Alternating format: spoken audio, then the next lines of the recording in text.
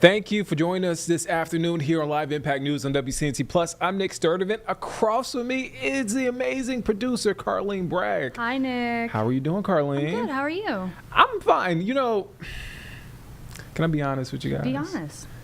It's freezing in here. It's so cold. I have my blanket on.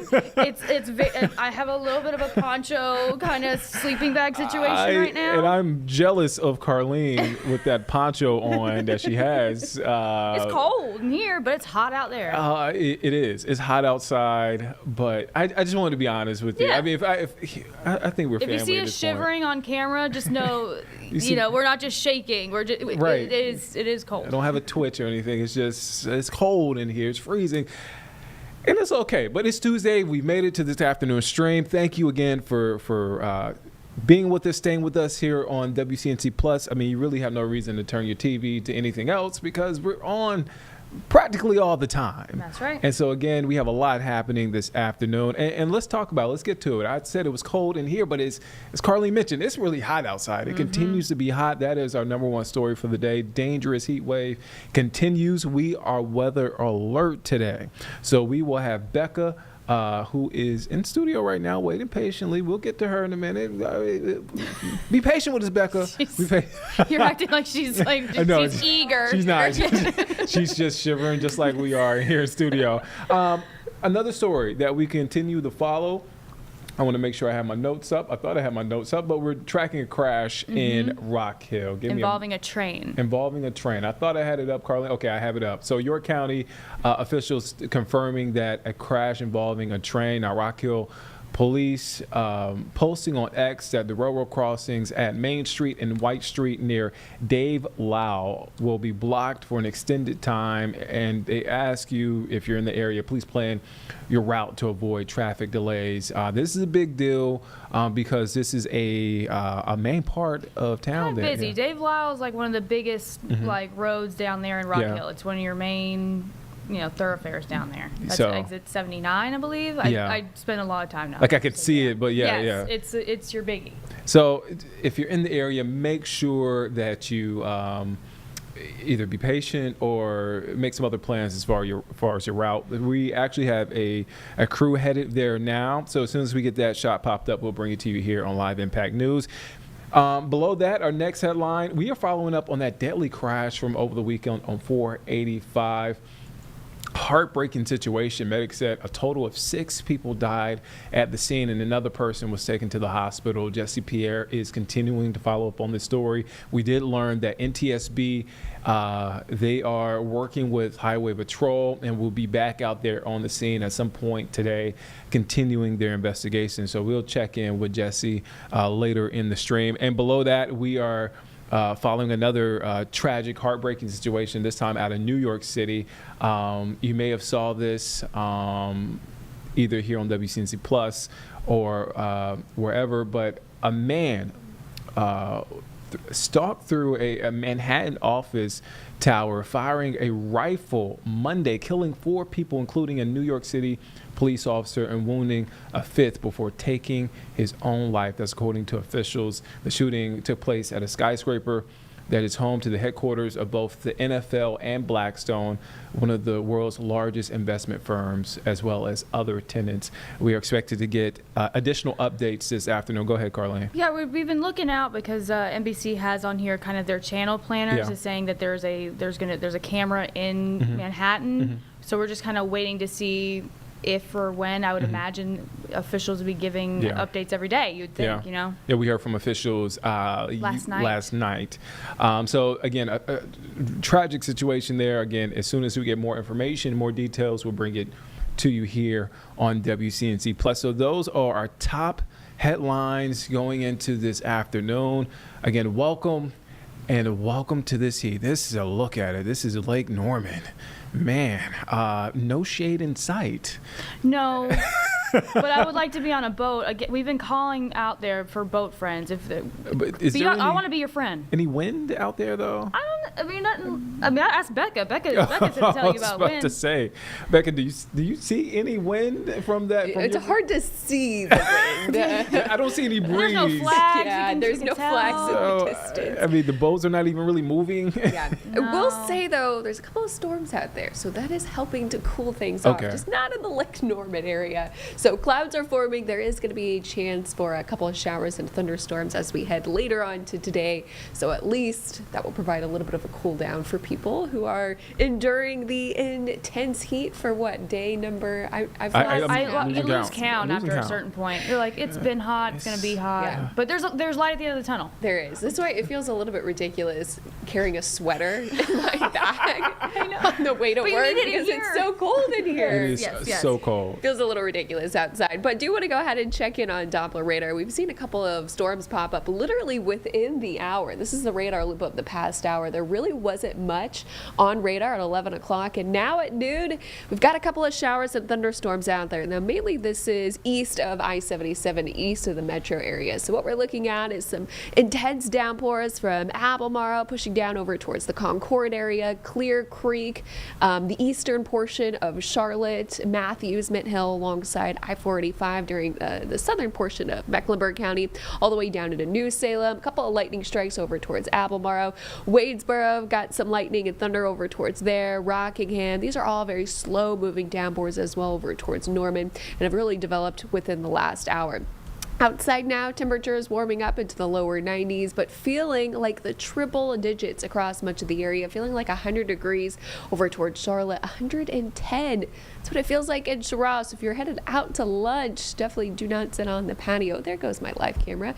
Feeling like 103 over towards Monroe and feeling like 106 as you make your way over towards Albemarle. Live view from our WCNC roof cam. A couple of showers off into the distance in the lower 90s, like I mentioned, but still feeling like the triple digits with a dew point of 74 degrees. Now, for the about fourth or fifth day in a row, we've got extreme heat alerts out there. Heat advisory issued across portions of the metro, extending all the way to Raleigh and the Carolina coast. Now, going to be a little bit cooler than it was for yesterday. Yesterday we did hit 101, and today we are forecasted to hit the upper 90s. So it's hot, but not as hot as it has been over the past couple of days. Actual air temperatures, like I mentioned, will make a run into the middle to upper 90s across portions of the area, likely with peak heat index values anywhere from 105 to 110, exactly why we do have that heat advisory in place. Upper level pattern, well, the heat dome is finally going to get pushed off to the west as we head later on this weekend, as we are going to get a dip in the jet stream, and that is going to bring us some cooler temperatures our way. In the meantime, well, it's the 23rd day that we've hit 90 degrees plus, making it the fourth longest streak on record. And no, we're not going to crack in the top three, as we are expecting a cool down in the coming days. Also, with increased rain chances. So futurecast as we head through about 5 o'clock, going to be very hit or miss. Most of that activity now east of 77, but we'll have another round of scattered showers and thunderstorms late tonight as well that will fizzle out just after midnight, kind of like what we saw for last night as well. We'll do it all again for Wednesday and Thursday. Also going to be doing it again, mainly from midday all the way through about midnight. Now, pattern change will be coming as we head into your Friday and Saturday. That's going to be as a cold front starts to pass across the area and a high pressure system takes over behind it. So now until about Thursday midday, with those downpours that you were seeing from our futurecast, it's showing that these rain bands could produce anywhere from a quarter to a half inch, but the heaviest downpours anywhere from 1 to even over 2 inches of rain. So isolated flash flooding will also be a concern as well, with additional rounds of rain, like I mentioned, coming for Friday and Saturday. And this is going to be a little bit of a wet pattern before we start to see a drier period begin for our Sunday. So cold front, that's going to be pushing in from Thursday into Friday. It's going to push us down into the upper 80s, but even cooler temperatures as we head into your weekend. 82 expected for Saturday. It's also expected to be cloudy with periods of rain at times. Sunday, a little bit more sunshine, lower 80s, and then back into the middle 80s as we start off the first Monday of August. So last weekend was the hottest weekend of the year. We had triple-digit temperatures, even breaking a record high this past Saturday. And this weekend, wow, a 20-degree temperature difference in the lower 80s. So if you are making plans, probably would do so for Sunday maybe. We'll have a little bit more sunshine in the forecast. But either way, it is going to be a nice change, a refreshing change in this 7-day forecast as we have been battling with dangerous heat. That's why we are weather alert today, tomorrow.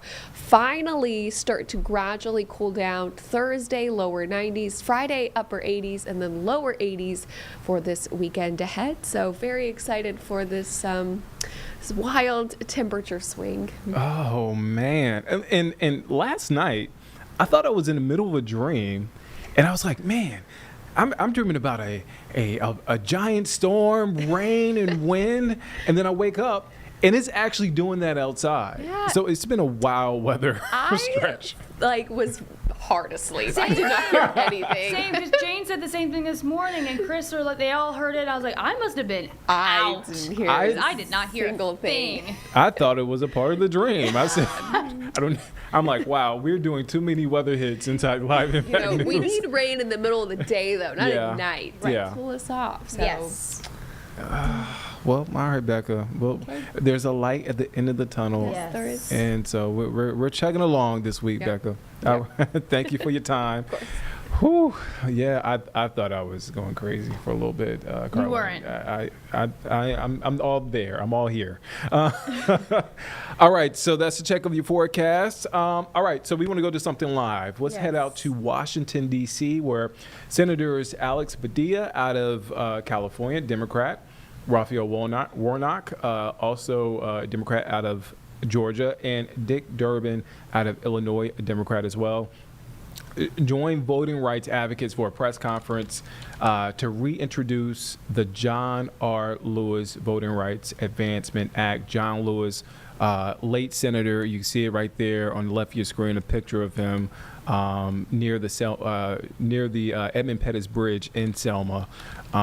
There again, John Lewis passed away back in 2020. So again, they are reintroducing his Voting Rights Advancement Act. Let's take a listen in. 13, that the Voting Rights Act needed to be updated. It is now 2025, and Congress has introduced the John R. Lewis Voting Rights Advancement Act time and time again, and we have not yet had a Congress courageous enough to pass it.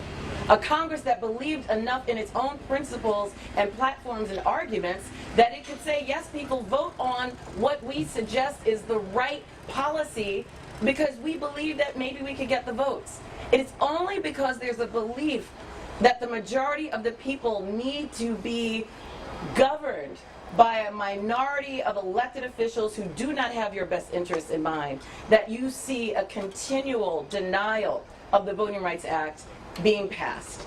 But we're here to say no more, because there may have been a belief that this was only to benefit black people or to benefit people of color or minorities or language minorities, but we know that the Voting Rights Act is the birth certificate of America. It is what made us a multiracial democracy.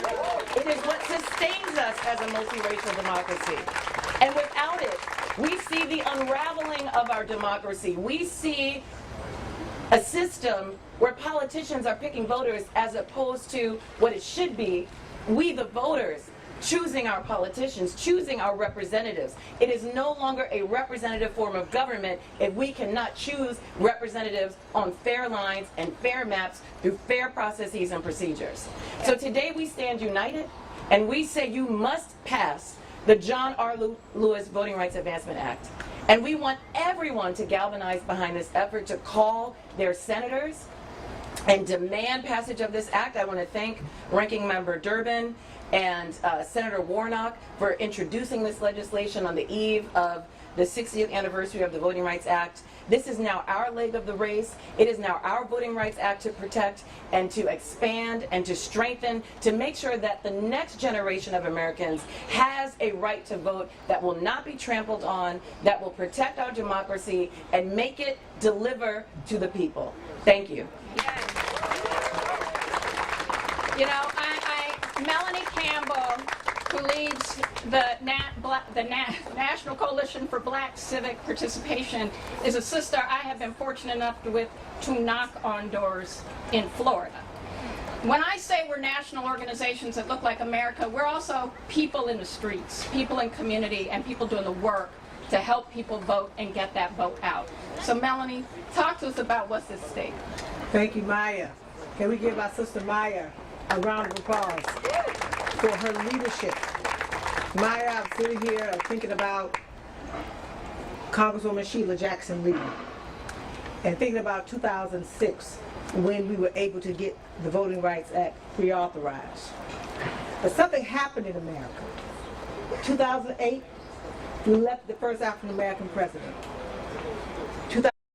You're watching Live Impact News on WCNC Plus. I'm Nick Serderman. Right there, you're taking a live look out of Washington, D.C. There's a press conference with Senators Alex Padilla, Senator Raphael Warnock, and Dick Durbin, along with other lawmakers joining voting rights advocates for a press conference to reintroduce the John R. Lewis Voting Rights Advancement Act. So that is happening there. We're going to step away from that and take you here. This is Rock Hill. We mentioned this at the top of the show. Carlene was talking about how this is a busy area of town. This right now we're following, and that's a train right there. We're following a crash involving a train. I keep losing my notes, but I have it back. Thank you, teams. All right, so here we go. York County officials are confirming that, again, it's a crash involving a train. Rock Hill PD posting on X, the railroad crossings that you see right here at Main Street and White Street near Dave Lau will be blocked for an extended time. So they're asking folks to please plan your route to avoid traffic delays. But you see it right here on your screen. It's blocked. And it's going to, again, it's going to cause some backup. So, again, if you're watching this, if you're either at work or if you're at home, working from home, or just at home, taking care of the kids or doing whatever, just make sure that this is, that you keep this in mind if you're going to be in that area. Thankfully, it's kind of like the after lunch hour. Yeah. It's like kind of the middle of the day, so it's not as much traffic. But like Dave Lyle is a busy road. Yeah. So once we get to, a couple hours from now, it's going to get a lot more busy. That's what I say. It's going to look a little different. We're going to see how, this develops and see if this train gets moving or. And just to get more information on just the basics as far as how this crash happened, what time, those sort of details, just to give you a little bit more context on what exactly happened. But again, you're looking at this near Dave Lau Boulevard in Rock Hill. Well, keep an eye on this as things evolve with this. So as soon as we get more information, we will let you know. So again, this is a live look at Rock Hill, and we will again check in from time to time to see how things are going here on the scene. We'd like to be transparent on the show. It's still going in, Carlene. Okay, so we still got a little bit. It actually will be in as I do this intro. This is what we do here at Live Impact News. We try to communicate. We pull back the curtain. But sometimes we have to communicate while we're on air. That's what we have to do.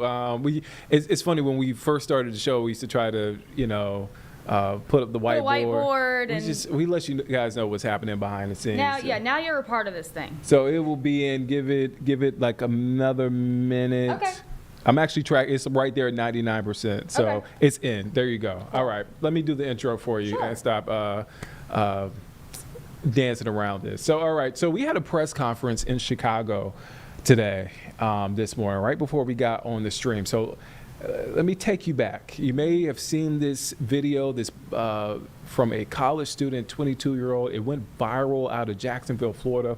William McNeil, who is a biology major at Livingstone College here in our area in Salisbury recorded what he says was excessive force during a February traffic stop. The video has prompted so many discussions, not only in Salisbury. You see the video right here, courtesy of Ben Crump and Harry Daniels, the attorneys, civil rights attorneys representing McNeil and his family.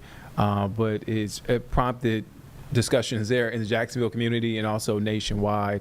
The Jacksonville Sheriff's Department actually releasing the body camera footage, saying McNeil's cell phone video doesn't tell the complete story of what exactly happened. But McNeil's attorney, civil rights lawyer Ben Crump, maintains there was no justification for how his client was treated. So again, we had a press conference. We were listening in and looked at a press conference. It was a press conference that happened this morning in Chicago with McNeil's attorneys. And also McNeil, he spoke, and they released what they're calling a new angle, a new image that wasn't seen in the body camera video that they're alleging that the sheriff's office there in Jacksonville did not release. And also they talk about the legal actions next and those next step forward. Again, this is Ben Crump, Harry Daniels, and their client, William McNeil Jr., who you see here in this video. Let's take you there to that press conference in case you missed it. Good morning. I'm Attorney Ben Crump, and along with Attorney Harry Daniels and our National Bar Association President Wiley Adams, we would like to thank you all for coming to this important press update involving the case of William McNeil Jr. We are having our 100-year centennial convention of the National Bar Association, the largest association of black lawyers and judges in America and beyond. And so we are very proud that our National Bar Association is taking a stand as it relates to the racial profiling that happens in America far too often, especially when it comes to black Americans, this phenomenon called driving while black. And the fact that this young man, William McNeil, through him having the foresight to record the interaction with the Jacksonville Sheriff's Office, we got to see firsthand and hear firsthand and put it all in context what driving while black is in America that happens every day. The fact that William McNeil, as Attorney Daniels and I discussed, never lost his composure. He was always calm. He followed the teachings of his parents to always show your hands, don't be aggressive, be respectful. And William did all of that, and we witnessed it and heard it with our ears. You can believe your eyes, you can believe your ears. The fact that we know it was driving while black because William said, "Why are you stopping me?" And the officer told him, "Well, you don't have your headlights on," even though it was 4 o'clock in the afternoon, broad daylight. The fact that he said, "Why do I have to have my headlights on?" The officer said, "The law says when it's raining or foggy, you have to have your headlights on." It was clear from the video. It wasn't any kind of inclement weather. So William knew that the officer was not being truthful. And so he exercised his rights as an American citizen, and he said, "I want to speak to your supervisor." He had what Attorney Daniels and I have articulated as a 21st century Rosa Parks moment. Black Americans get tired of having their civil rights and their constitutional rights disrespected over and over again. So that day, William said, I want to speak to your supervisor. And when he said that, you see from the video the response from these officers that were violating his Fourth Amendment constitutional rights against unlawful searches and seizures. And they shattered his window and they beat him and brutalized him. And even when he was handcuffed, they repeatedly slammed his head to the concrete. Attorney Daniels is certainly going to go into more detail about his medical conditions and the psychological trauma he's having. But before we do that, we want to introduce you to our legal team. Attorney Harry Daniels is the person who has convened all of us to champion the cause for justice. We've worked on cases all across America. Attorney Sue Ann Robinson is going to be working with Attorney Daniels on filing all the legal motions that we feel must be filed to get justice for William McDaniels and to let the Jacksonville Sheriff's Office know that they cannot condone this. They cannot justify this. They must condemn this. They must say that this does not represent our training, our policies, or our values. And they should terminate this officer immediately. And if they don't, then that would be a basis for the litigation that Attorney Daniels and I intend to file. Along with Attorney Robinson and Attorney Daniels, we are very proud to have one of the pioneering trailblazers in the field of police unjustified force and brutality. And that is John Barris, who represented Rodney King. And Attorney Daniels is going to tell you why we feel that is so significant as well. I would be remiss if I didn't acknowledge this great black mother who obviously was just heartbroken and emotional when she saw the video. Miss Solomon thought, thank God my son didn't become like Trayvon Martin or George Floyd or Ahmaud Arbery and become the next hashtag. Thank God. And so after you hear from the attorneys and the breaking news, we will have you hear from William McNeil Jr. and Ms. Solomon, if she's so inclined to address you. And after that, we will take your questions. But as we're about to go into detail, and Attorney Daniels, why don't you get the exhibit list? Go ahead. Because William said that they pulled a gun on him. Remember, this is for him not having a headlight. And Attorney Daniels and Attorney Robinson, our legal team, we knew that we were going to have to provide irrefutable evidence because the Sheriff's Department was silent on that. They only released videos that they didn't try to corroborate. They tried to explain away what happened. But because we have a good legal team working and Mr. Daniels is going to go into this. Here, you got that right there. It is clear that William McNeil Jr. was not lying when he said the police had him at gunpoint.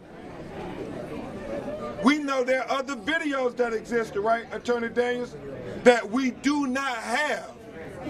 And we don't think this is the only officer who drew his gun on this unarmed young black man who, look at the video, he never escalated anything. He was never violent. He's a college student.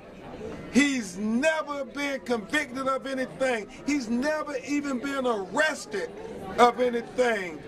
But yet, he was treated like a hardened criminal the way they brutalized him.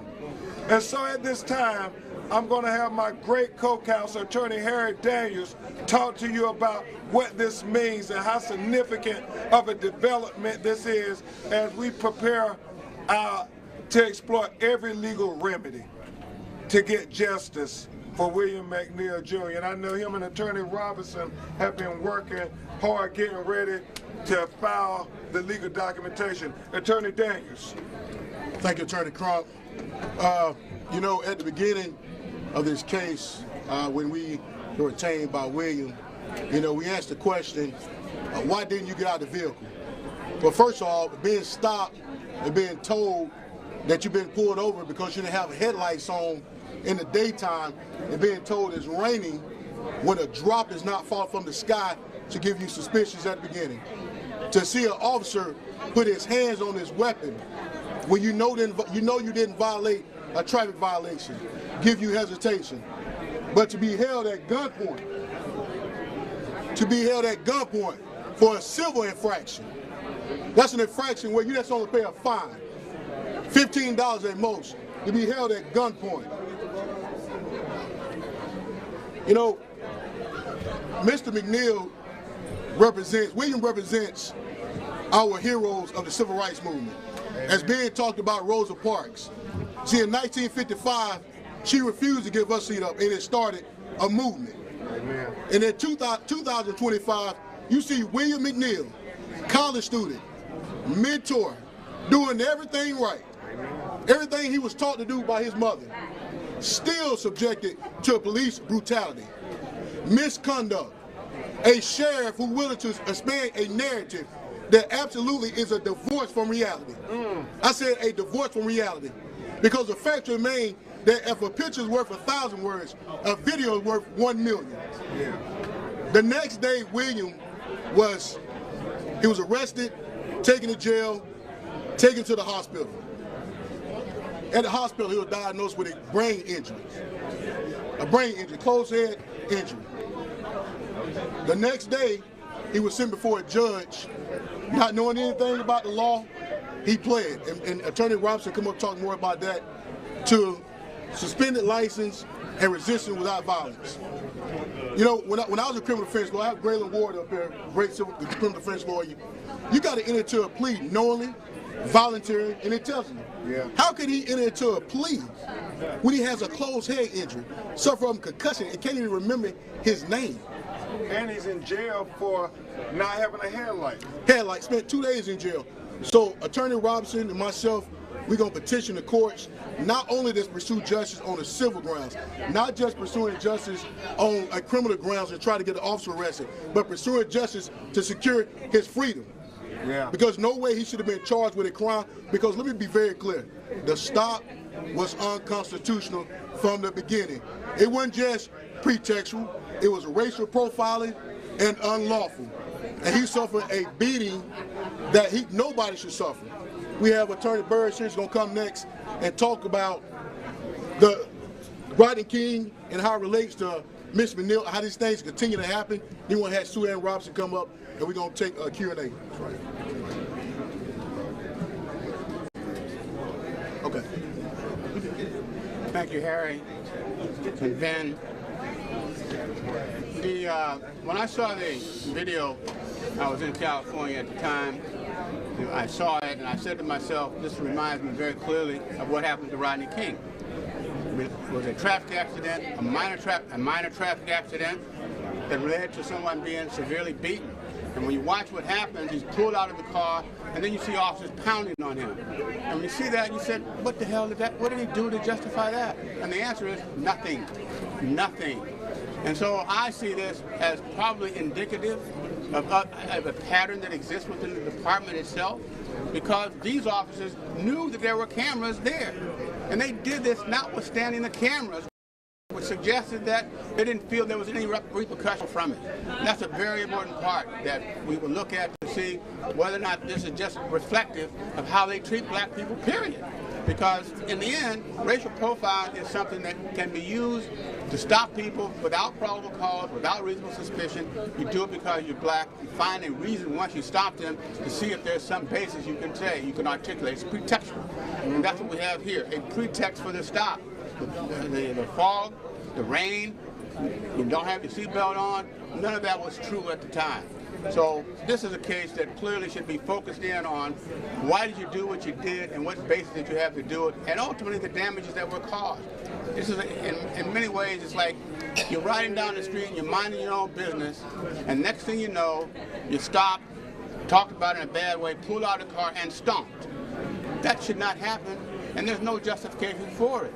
And so the video camera shows all that, but from my point of view, we should not forget that the issue that happened with Rodney King in 1994, or 91 it happened, I tried the case in 94, that conduct is ongoing, and that conduct happened in this case. And so that's what we're concerned about, is the ongoing effort of beating people for traffic offenses when there's no basis for it. And that happened here to young Mr. McNeil, but he's not the only person. We can always worry about our collateral damage that happens. This is certainly a collateral damage that's taken place here from minor traffic events that's led to a person being beaten up, taken to jail. We've already talked about the criminal case. That's nonsense. Nobody pleads guilty. It should plead guilty without a lawyer present, and that they allowed that to take place. So I think that we're going to be on this case and looking at it, and keep in mind, when you saw Rodney King, you see this, what you're really seeing is a continuation of almost 35 years of brutality that does occur in police cases in the African Black community. My Lord. And that's why the National Bar is addressing this at our Centennial Convention. Before Attorney Sue Ann Robinson comes to address you, and I think it's appropriate that her and Attorney Daniels and our lawyers are working to try to exonerate completely William McNeil. We were notified, Attorney Daniels, Attorney Robinson, and I, that Jacksonville Police Department, Sheriff's Office, in the last 3 years, cited 78 people for driving without their headlights, even though those citizens disputed that they even needed their headlights. But what it's telling, right, Attorney Daniels, is the fact that it was 63 of them that were Black Americans. Jacksonville African American population is only 15%. So how is it that you have such an overwhelming number of Black people being charged and arrested for driving without headlights? It is exactly as Attorney Barrett said, it is pretextual. Where white people don't drive cars without headlights on in broad daylight, why are they being stopped? Why is it only Black people being stopped? This is just a case of driving while Black. It is that simple. Now you're going to hear from Attorney Sue Ann Robinson. She's a brilliant lawyer who is helping lead this effort, and Attorney Robinson will talk a little bit about what her and Attorney Daniels are working on as it relates to trying to exonerate Mr. McNeil. Hey everybody, Sue Ann Robinson. As Attorney Crump said, this is a case of driving while Black, and driving while Black has so many consequences. For Mr. McNeil, an additional consequence that we don't talk about enough, that we don't discuss enough, is not just the physical beating, but also the spiritual beating, the emotional trauma, never being arrested, your first time you're interacting with a police officer and it's an extremely violent, aggressive experience, but also the beating of his reputation.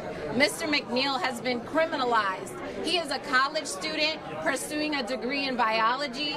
He plays an instrument. He is in the band.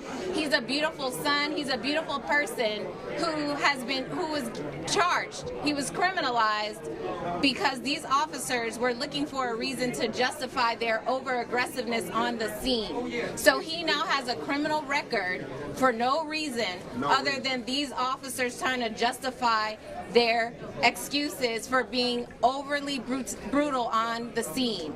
So that criminal record now should not have to follow him. It happens in all cases.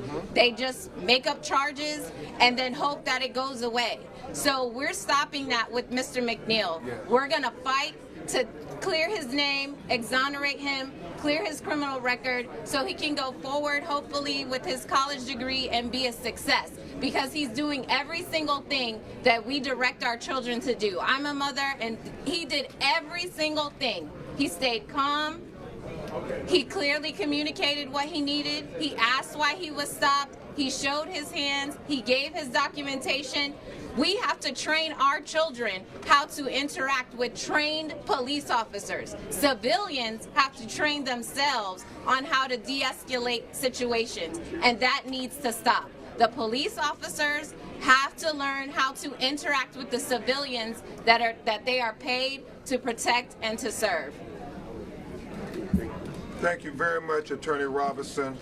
And before Attorney Daniels and I take some of your questions, we think it's very important that you hear from William McNeil Jr.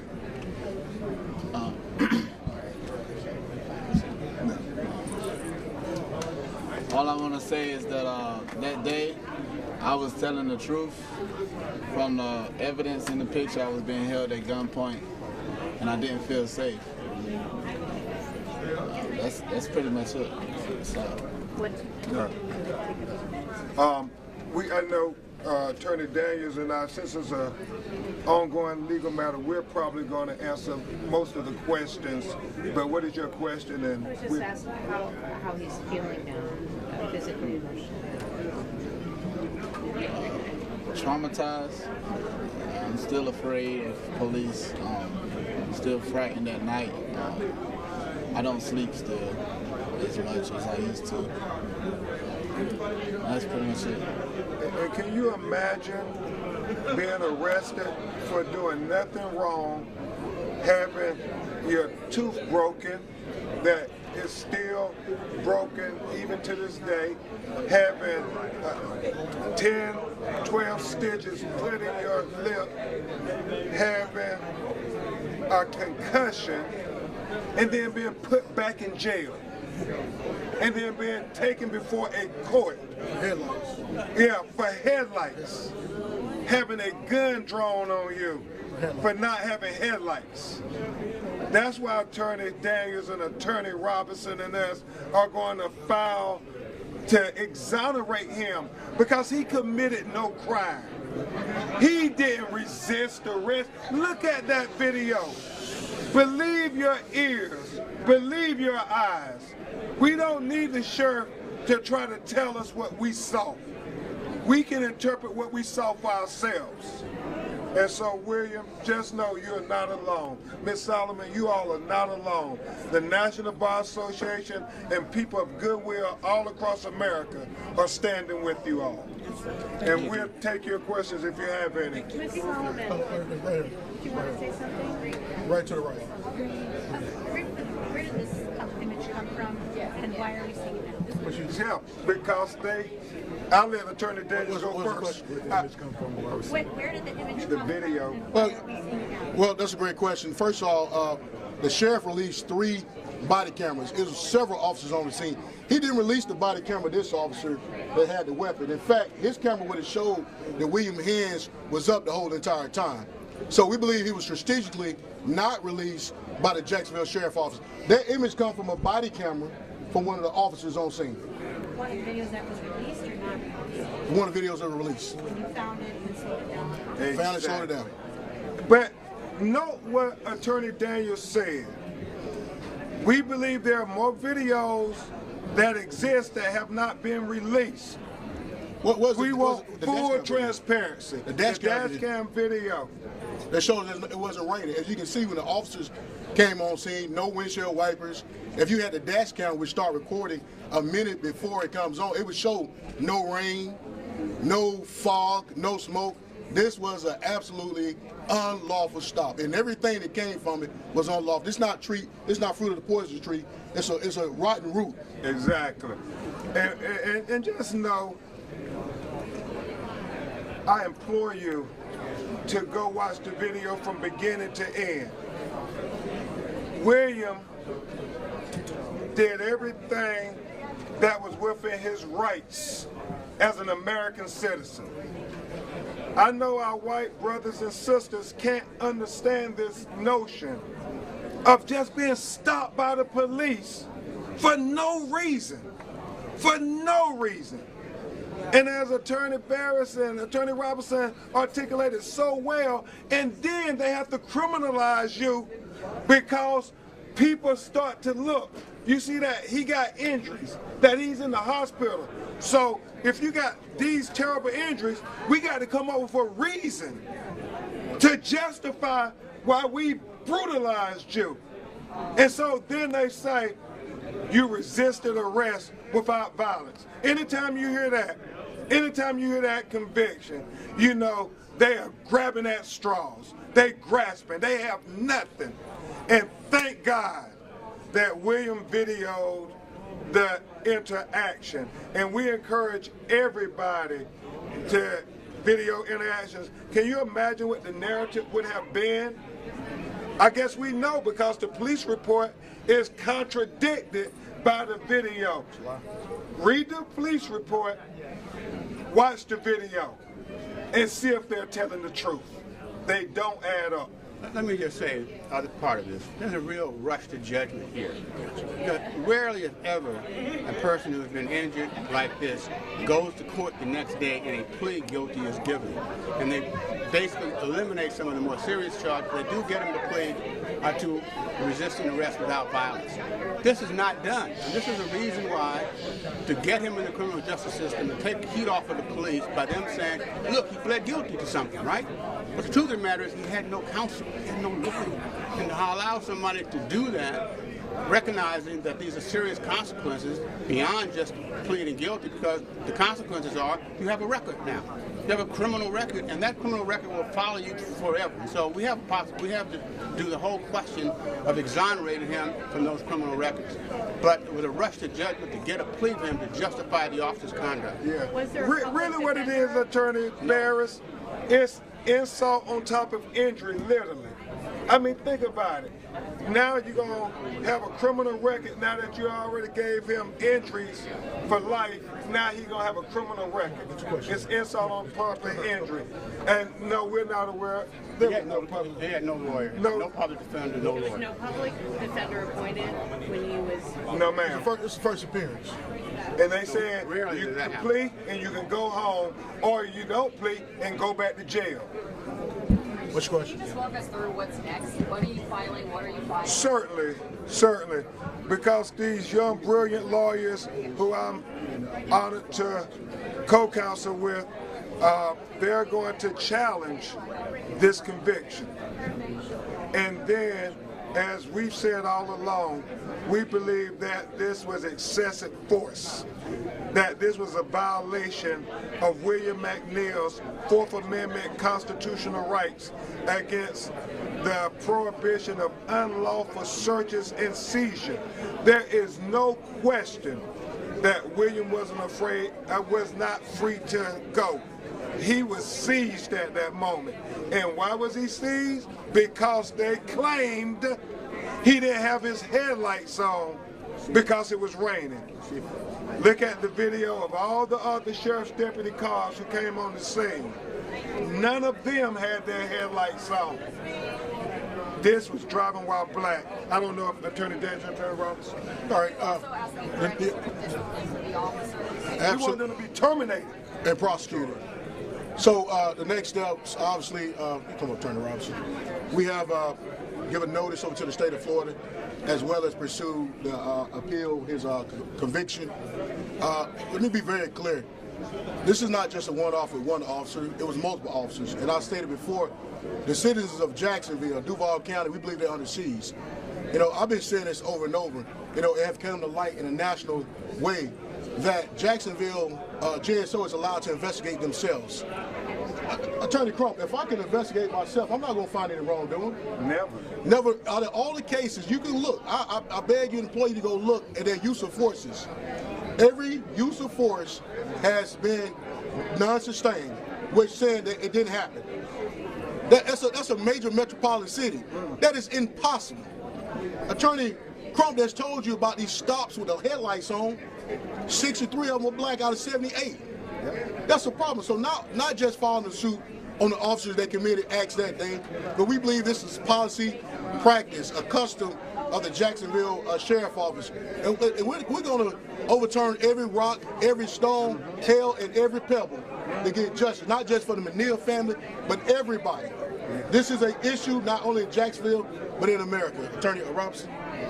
Did I say it all? Yes, you're good. Well, I just wanted to clarify. So it sounds like you would be filing a federal civil rights law. Absolutely. Yeah, we will be, but that doesn't It hasn't come. happened yet. It has not happened. We still want all the evidence.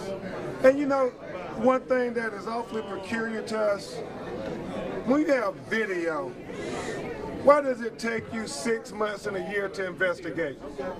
I tell you, if it was somebody from our community that they had doing something inappropriate or illegal on video, it would not take 6 months to investigate. It would take 6 hours more than likely, and that video would be everywhere. You know, Jacksonville Sheriff's Office had the video of what happened to William McNeil on day one.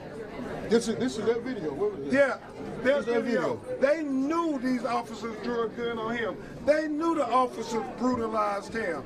They knew that on day one. And they lied in the police record. And the supervisor signed off on it. Any other questions? I did have another question. So you had mentioned why you're doing this here while the convention is going on. Yes, ma'am. What are the implications for Chicago? Well, I certainly talking to several civil rights lawyers in Chicago as well as across America. They say this is a devastating phenomenon in Cook County as well. Racial profiling, driving while black.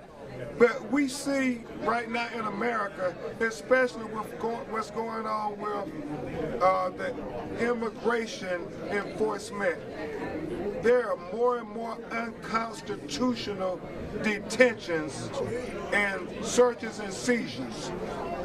America is at a crossroads, and that's why the National Bar Association is more relevant than ever in 2025. Are we going to be a nation who respects democracy and the Constitution and due process, or are we going to be a police state where the police can do anything in violation of our constitutional rights and have no accountability? That's why the National Bar Association is making this issue be highlighted at our convention. 100 years ago in 1925, 100 years ago in 1925 when our organization was started, it was about them racially profiling black men and lynching them, violating their constitutional rights. 100 years later, we're reminded that we have more fighting to do if we're going to make sure that all American citizens are granted the American promise of life, liberty, and the pursuit of happiness. And the NBA is unapologetic in our defense of black life, black liberty, and black humanity. Just expanding on your question, I'm sorry, my name is Lee Merritt. I'm also a civil rights attorney, and I am associated with these brothers and as a part of a dream team with the Juwan Dallas case in Mobile, Alabama. You asked about how does this apply to Chicago, and it's important the National Bar Association is an association of black attorneys that includes the Attorney General for Illinois, Kwame Raoul, and we believe that this is a national problem. So from LaQuan McDonald's to Jamel Roberson to countless bodies here, police violence is an issue here in Chicago, and we're going to take every instance from Jacksonville to what happened to Mr. McMillan, and make sure that we continue to coordinate across on national lines, and so that I appreciate the question about how does this matter in Chicago. It matters all over the country, and we as a bar association are addressing it collectively. Thank you, Mr. I would say one additional point with what Lee has said here, why it matters. Racial profiling is a pandemic that happens all over the country. I've been in cases we've had stop data. We've had every person talk about when they stopped, the race, color, etc. In every case, in every city that I've been involved in, black people are stopped disproportionately higher than all of the ethnic groups. And it's very difficult. And the reason for that is these officers want to stop your car for whatever reason, generally for no reason, so they can search your car. And why that's important here, this car was searched after he was taken away, and there was nothing found in his car. And that's the beauty of this, that regardless, there was no evidence found in his car. They claim they found a knife that he allegedly was reaching for. Watch the video. Yeah. Watch the video. And if they would tell you an untruth in the initial police report, do you think it's that far of a stretch now that this video has went viral and been seen over 50 million times that they're going to tell you the truth now? He wasn't reaching for any knife. Again, they have to justify the brutality, because if they can't, they know it's going to be hell to pay, and it's going to be bought by these great civil rights lawyers. Actually, if you look at the video at the end, when he was in handcuffs, they put him in the car, they discovered the knife then. That's the first time they discovered it. They didn't see any knife, they didn't see anything. The video of this officer with the gun, his video would have showed, if it was released, and they would have said it, that he would have had that his hands didn't move. And they would have said it. You would have heard it on the video. You would have heard them saying, oh, he got a weapon. They didn't say anything about that. It was all after the fact to try to justify the unjustifiable brutality for driving while black. Any more questions? Last one. If I'm recalling correctly, I thought I had heard some comment out of Jacksonville that because Mr. O'Neill was reporting this, that there was a motive and an agenda. Yeah, Sheriff said that. Certainly. You know, it's sad. It's very sad when you have all the objective evidence in the world. You have visual evidence, you have audio evidence, you have ocular proof of everything that happened, and you can put it in full context. You can see it wasn't raining. You can see there was no fog. You can see there was no inclement weather. You can see all of your officers didn't have their headlights on either. So to try to suggest that William McNeil staged all of this is ludicrous. I mean, it's asinine. Instead of the sheriff coming out saying, we've reviewed the video and all of the evidence, we've read the police reports, and we believe what you see on that video is not justifiable. We condemn it, we hold these officers accountable, and we terminate them because we don't want police in our department to think that this is good policing. But they have chosen not to do that.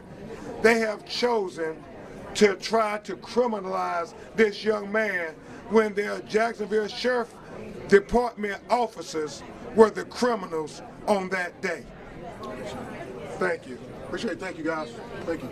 Does anyone here have a law office in Chicago besides Mr. Crow? All right, so that was a press conference from earlier, again, out of Chicago. William McNeil Jr., his mother, and also his attorneys, Ben Crump, Harry Daniels, speaking about that traffic stop that went viral, that traffic stop from back in February. Jacksonville Sheriff's Office releasing body camera video of that incident.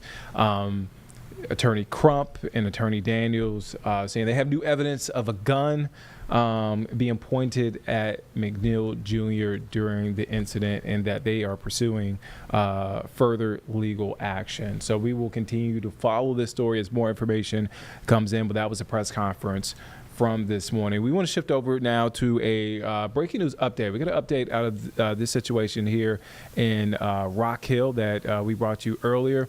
So a train crash, or I should say a crash involving a train there in Rock Hill, in a very busy area of Rock Hill. And this is at the railroad crossings at Main Street and White Street near Dave Lau. So here's what we have. We have new details from Norfolk Southern. So they told us that the incident involved a train and a pedestrian. Again, this is in Rock Hill, South Carolina. It happened at 10:20, just before 10:30 this morning. No injuries to their crew. Local authorities, they say, may have additional information about the pedestrian. So those are the details that we got from Norfolk Southern. As soon as we get more details, we will bring those to you here live on Live Impact News on WCNC Plus. Again, that's a breaking news story that we have been following all afternoon there in Rock Hill. All right. Let's get to something live. Let's head over to Sweden, where that is Treasury Secretary Scott Bessent. He is there. They're talking about trade deals, as Representative Greer as well. Talking about trade deals. China and the U.S. have agreed to continue the tariff pauses on each other. China's top official, they said that this morning in Stockholm. This following a 2-day meeting with U.S. officials. So again, Scott Bessent and Representative Greer taking questions right now. Let's take a listen in. Two countries. Thank you. Yep, and I think the other thing that we discussed that's very interesting is the unintended consequence of President Putin's invasion of Ukraine is bringing in Finland and Sweden into NATO. And we discussed the historic reputation of the Swedish military and how good it was to have them in NATO. Great. All right. Next question. We'll go one more behind. Sir. Cao Jie from Phoenix TV, Hong Kong. I believe you discussed a range of topics with your China counterpart in these 2 days. But compared to Geneva and London, do you think is there any questions or issues are becoming tougher and toughest to negotiate? And as you mentioned that the U.S. is trying to convince China not to keep buying the oil, gas from Russia or Iran, will be the kind of new conditioner for the future round of the talk between U.S. and China. And also, I want to know, since U.S. government has pushed the tariff globally, to say push the tariff to a very high peak since 1930, as some newspapers said. But so both of you, do you think it will be concerned by the U.S. people about the potential inflation pressure and also the local economy? Will it? Do you believe will it be more or less slow the economy for the U.S.? Well, there's a lot to unpack there. So I'll work backwards. I was a professor of economic history at Yale, and I can tell you it's my belief that as many people have a misunderstanding that the downturn in the 1930s was caused by an increase in tariffs. It wasn't. The stock market crashed in 1929. There was also a very large tax increase in the U.S. We just did the largest tax cut in history. The U.S. economy is starting to fire on all cylinders right now. We actually, in May, saw the biggest downturn in inflation in 4 years. So the U.S. economy is doing quite well.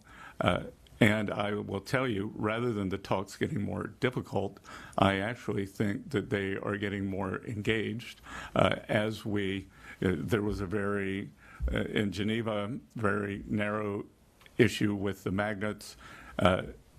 In London, the talks went to a wider aperture, and here, we're able to discuss more and more things. This report that we gave each other on the economies, on the outlook. So I would say it's just the opposite. The purpose of meeting frequently is to have personal relationships, have understandings, and show respect and mutual cooperation. I think Jameson, Ambassador Greer, has been dealing with the Chinese much longer than I have. Yes, I have. No other comments, though. Great. I'll take the next question. Let's come back up front. Dave Lauder, Reuters. Careful with the boom mic. Hi, thanks. Secretary, question about Russian oil. As you know, the president has threatened possible tariffs on countries that continue to buy Russian oil 100%. China is the largest purchaser of that commodity. What was your message to the Chinese about Russian oil? Did you tell them they're on notice, they need to start to pull back? Well, we described, it's not just the president, what is making its way through the U.S. Senate, and hard to imagine anything could get 80 or 90 bipartisan votes in the U.S. Senate, is a bill that will give the president discretion to apply secondary tariffs on sanctioned Russian oil from, I believe it's from 0 to 500%. I believe he's used 100%. And we've heard from several of our European counterparts, NATO allies, even Canada, well, Canada is in NATO, that they will be following on that. So we would expect most of the Western alliance that has been supporting Ukraine to follow on that. So I think anyone who buys sanctioned Russian oil should be ready for this. What was their response to that warning? The Chinese take their sovereignty very seriously. We don't want to impede on their sovereignty, so they'd like to pay 100% tariff. Great. We have time for just about one or two more. Ma'am. Hi, my name is Clara Matsdotter. I'm from Affärsvärlden. I'm just wondering, you've been described as a global macro veteran and you run a hedge fund. In this moment, where would you put your money if you were still running one? United States of America. Only? Sorry? Okay. Could you just give us some insight on your current macro view outside of the U.S. as well? Well, we're seeing the euro's appreciated quite a bit this year, and the currency theory would tell you that when you get a fiscal impulse, you see that, and we've seen a big fiscal impulse coming from Europe, especially from Germany. So, and we're also going to see quite a bit more spending.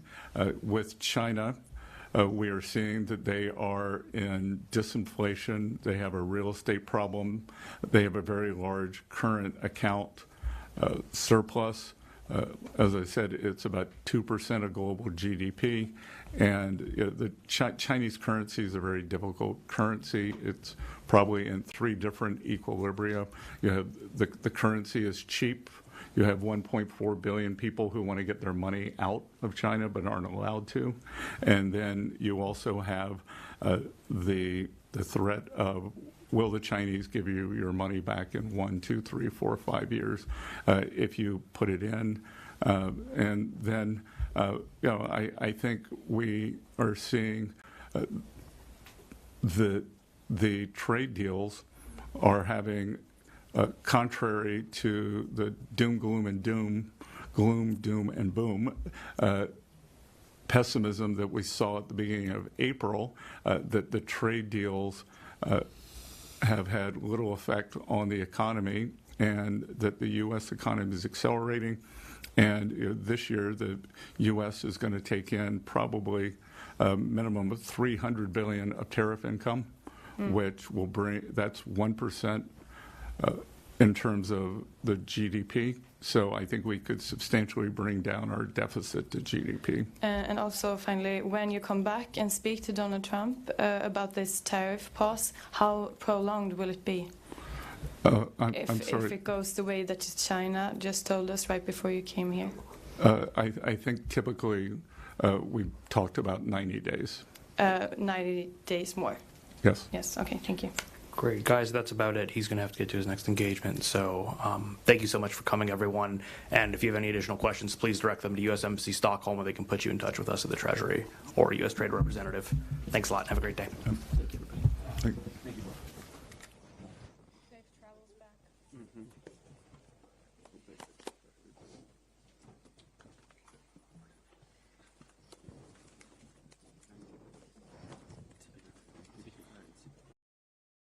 All right, so you're watching Live Impact News on WCNC Plus. I'm Nick Sturdivant.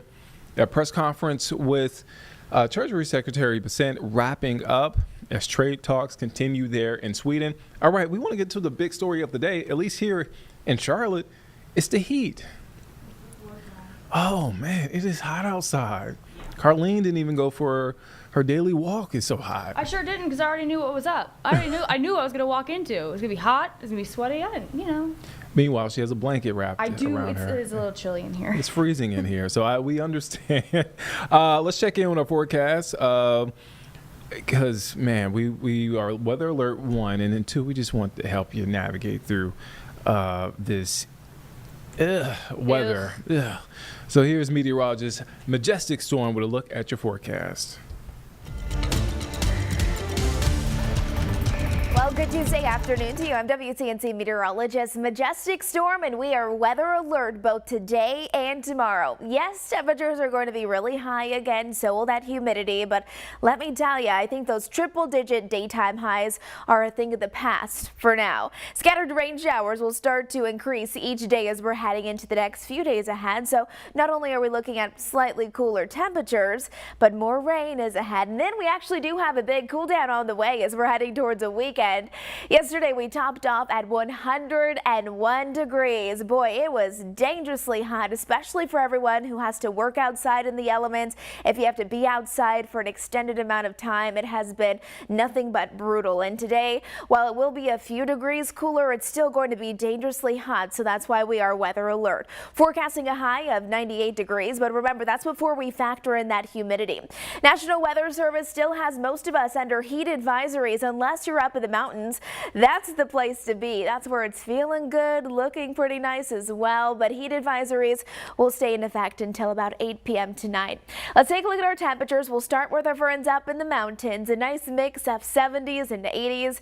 79 in Blowing Rock, 81 degrees today for Boone, 80 out towards Banner Elk. We're bringing that heat back though once we hit the foothills with low 90-degree temperatures on the way. 92 in Morganton, 91 degrees out towards Lenore. 98 for Gastonia, Charlotte, even out towards Shelby. Generally a nice mix of sun and clouds today. And then you can see from Lancaster out towards Chester, low 90s, but 98 is where you'll top off today if you're going to be out in Rock Hill. Now, once we factor in the humidity, this is what it's going to feel like on your skin once you're spending time outside. By 2 o'clock, 101 degrees. By 4 o'clock, 104. By 5 o'clock, 107. So do you get it? This is why today is a weather alert day. Tomorrow we're going to do it all over again. So 2 more in a row. But then again, we do have some relief on the way. Now for today, we're weather alert really until 8 o'clock tonight. And then for our Wednesday, it'll be between noon to 6 p.m. The impacts again, mid to upper 90s for our air temperatures, feeling up to and even above 105 at times. So make sure you're staying in some nice cool air conditioning or finding a nice way to stay cool. And make sure you're always staying close to our WCNC weather team. We will keep you up to date with the very latest.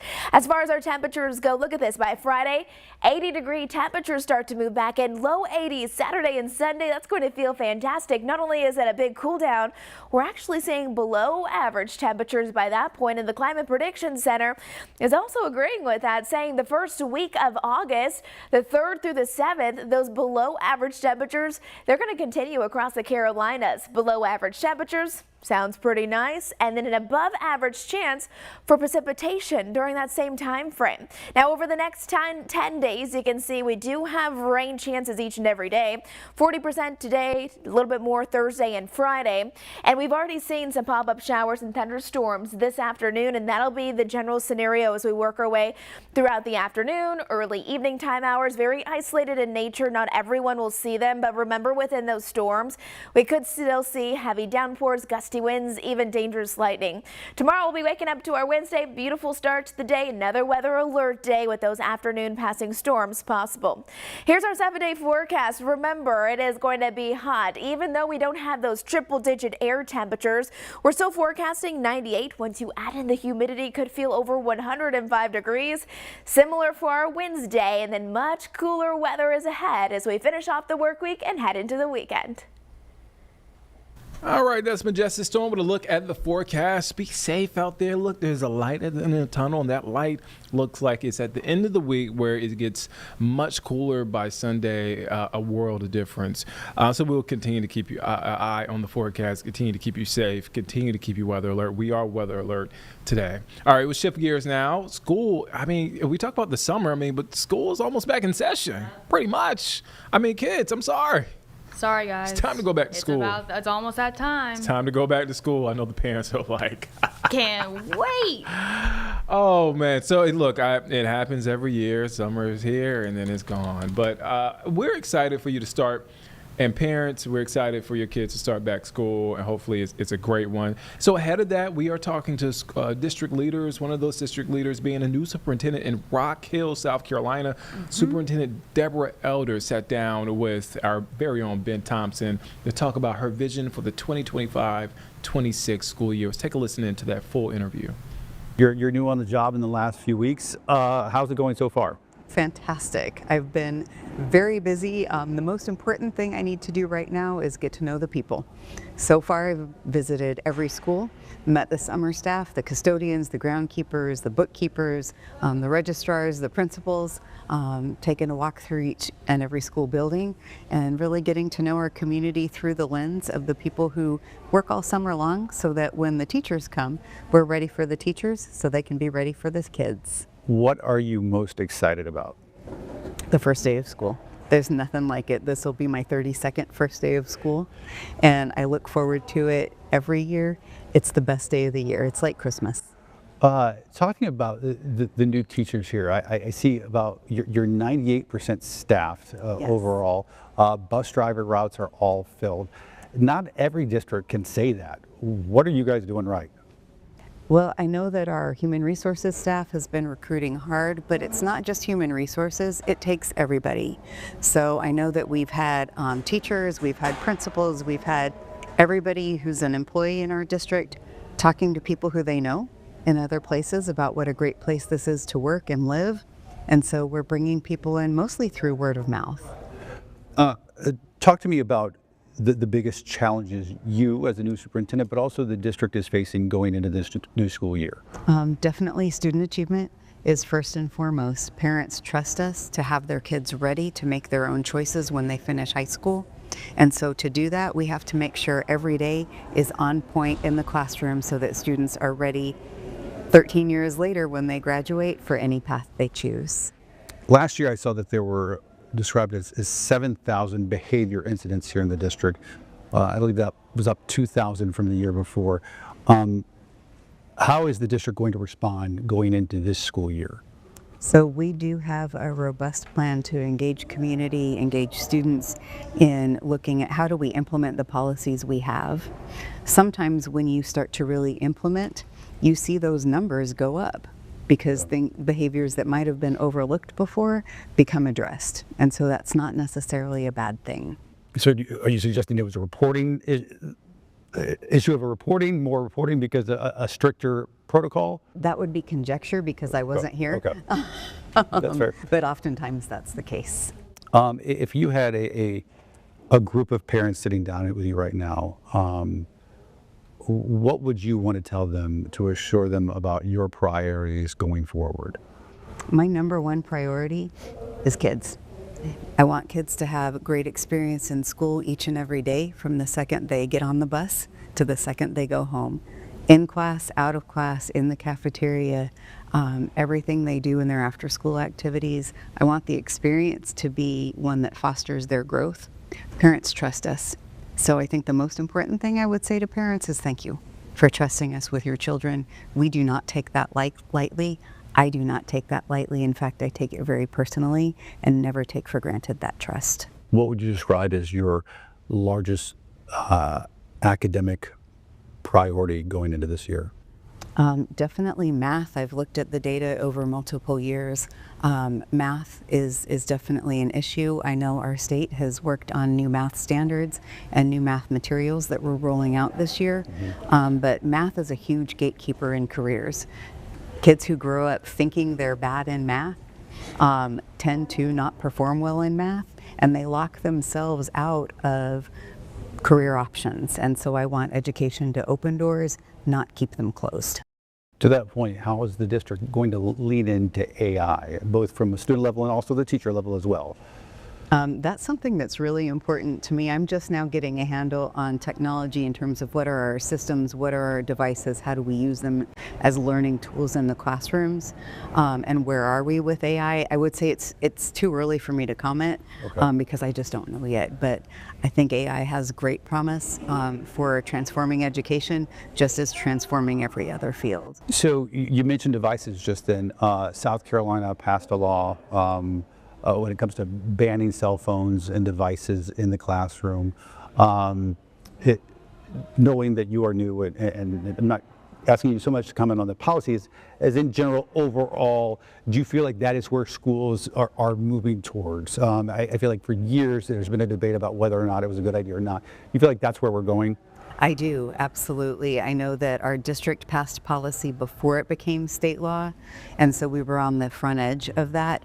I do think that students are too easily distracted by their devices. It's just, and we are too as adults. You pick up your device and all of a sudden you're in there for 20 minutes and you've missed what's happened in the classroom. We can't have that. We have to have kids focused and engaged in the classroom. What's your message to students on the first day of school? Be present, show up, and be ready to learn and work hard because you're going to have a great year. A really good interview there with Rock Hill's new superintendent. That was Ben Thompson. You can catch that story right now on our website, YouTube page, app. Download all the things. You can check it out now. Also, I just want to put it out there, we are going to be talking to different school district leaders all week. So you can catch it from 9 to 11 here on Live Impact News, probably again from 12:30 to 3. We'll have those exclusive interviews you can only get here. I mean, it's really cool insight. Not every day you get a chance to hear from school leaders, especially during the school year. This busy time, like everybody's getting ready for school. So we got a chance, getting a chance to talk to them for even a couple minutes. It's great. So it's a good opportunity to listen in, to check out the vision, what your child can expect before they enter the classroom this upcoming school year. Again, school will be back soon. Before you know it. I mean, it's here. It's here. It's time. I mean, tax-free weekend is this weekend. 4th. Yeah. Oh, I know. Tax-free weekend. You remember tax-free weekend? Well, no, in North Carolina didn't Well, when I worked in South Carolina, yes. It's a big deal for us. Yeah, I was about to say, Carlene is a tax-free weekend kid. Yeah, I remember it well. I remember the rush to the store, getting your shoes and all this stuff. Oh, yeah. Means a little different back then than it does now. Yeah, so. it does. It does. But it is. You see a lot of folks prepare for the school year. All right. Okay, so let's switch gears. Let's talk about politics. And, of course, we can't have a conversation about politics without bringing in our very own WCNC Charlotte's Julie Kay. She's there smiling at me because I'm just going to throw a bunch at her right now, and she is going to do a great job just responding and reacting. That's what I always do when we talk about politics. I know, I'm scared. Don't be scared.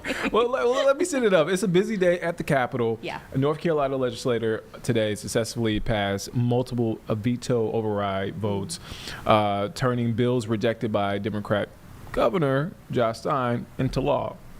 So let's slow walk it. What bill do you want to start with first? So they're attempting. I always throw out the bills. Thank you. Instead of just throwing something at me. Just kind of an overall picture of today. Go ahead. Yeah. They're back after their summer break briefly, and they're trying to override all 14 of Governor Stein's vetoes. So there's a big plate today, at the same time as the fact that they don't have a budget and the Senate race is going on. So it's just a busy day in Raleigh in general. But we're kind of narrowing in on some of the topics I think are most notable to our viewers. So I think let's start with gun laws, because I just wrote that script, and so it's top of mind for me. And again, this is all actively happening right now. House and Senate are in session. I believe House in full session right now, still discussing these. House is taking a little bit longer. Of course, there's more of them.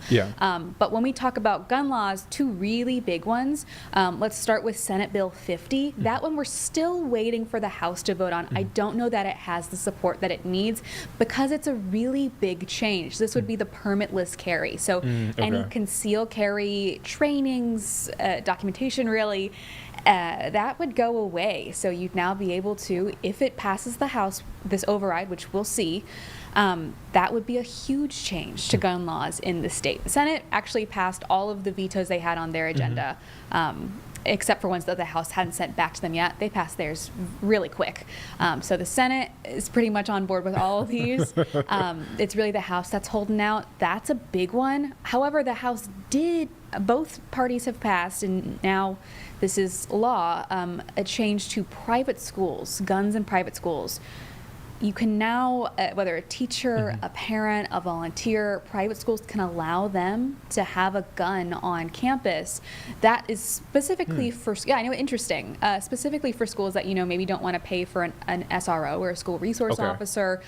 You can just have a parent, a volunteer, even a teacher, volunteer to have a gun to protect the students. So that's really interesting. Of course, that discussion went back and forth, and representatives from our area spoke on that multiple times. Representative Laura Budd, she's a Democrat from Mecklenburg County, said, I don't doubt the heart and the good intentions of a dad who may want to come in and protect the school and be there before law enforcement. I do doubt maybe the training or the ability to work in those situations. Police obviously go through a lot of training, so do SROs, and so to have someone with a loaded gun on a school campus, even if it's a private school, and that's a choice that those students and parents can make, that's a really loaded conversation. So she was obviously in opposition. Meanwhile, Representative McNeely from Iredell County said a lot of these schools don't want to pay for SROs or cannot afford it. Even if the tuition is high, they're still funding their operations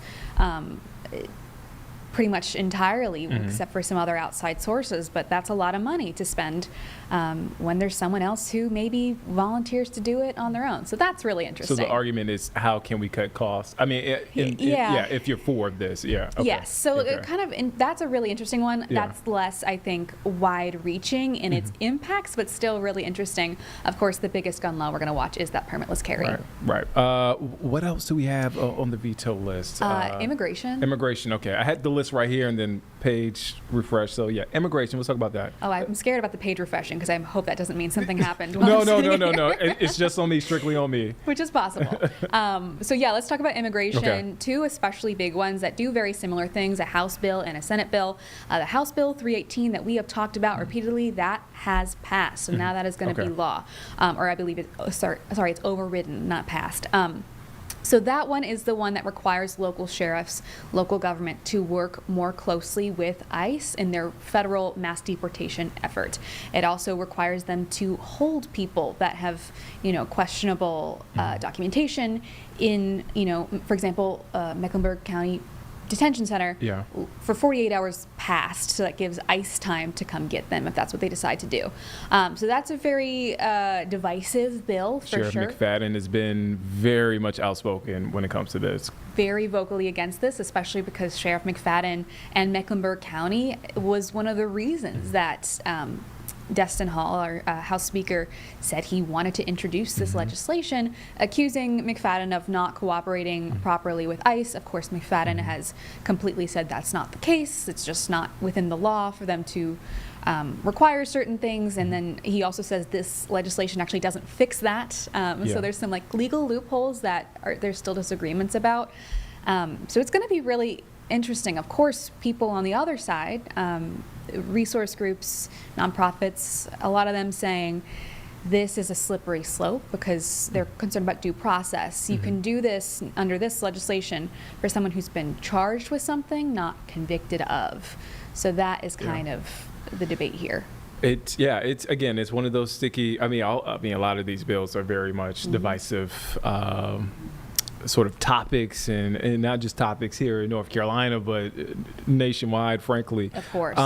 You're tracking DEI, right? We don't have a lot on that, but you're tracking that right now. That one is interestingly taking up quite a bit longer. Okay. I think because those bills, multiple of them originated in the Senate, and the House just hasn't gotten to it yet. Okay. The House is taking a lot longer today.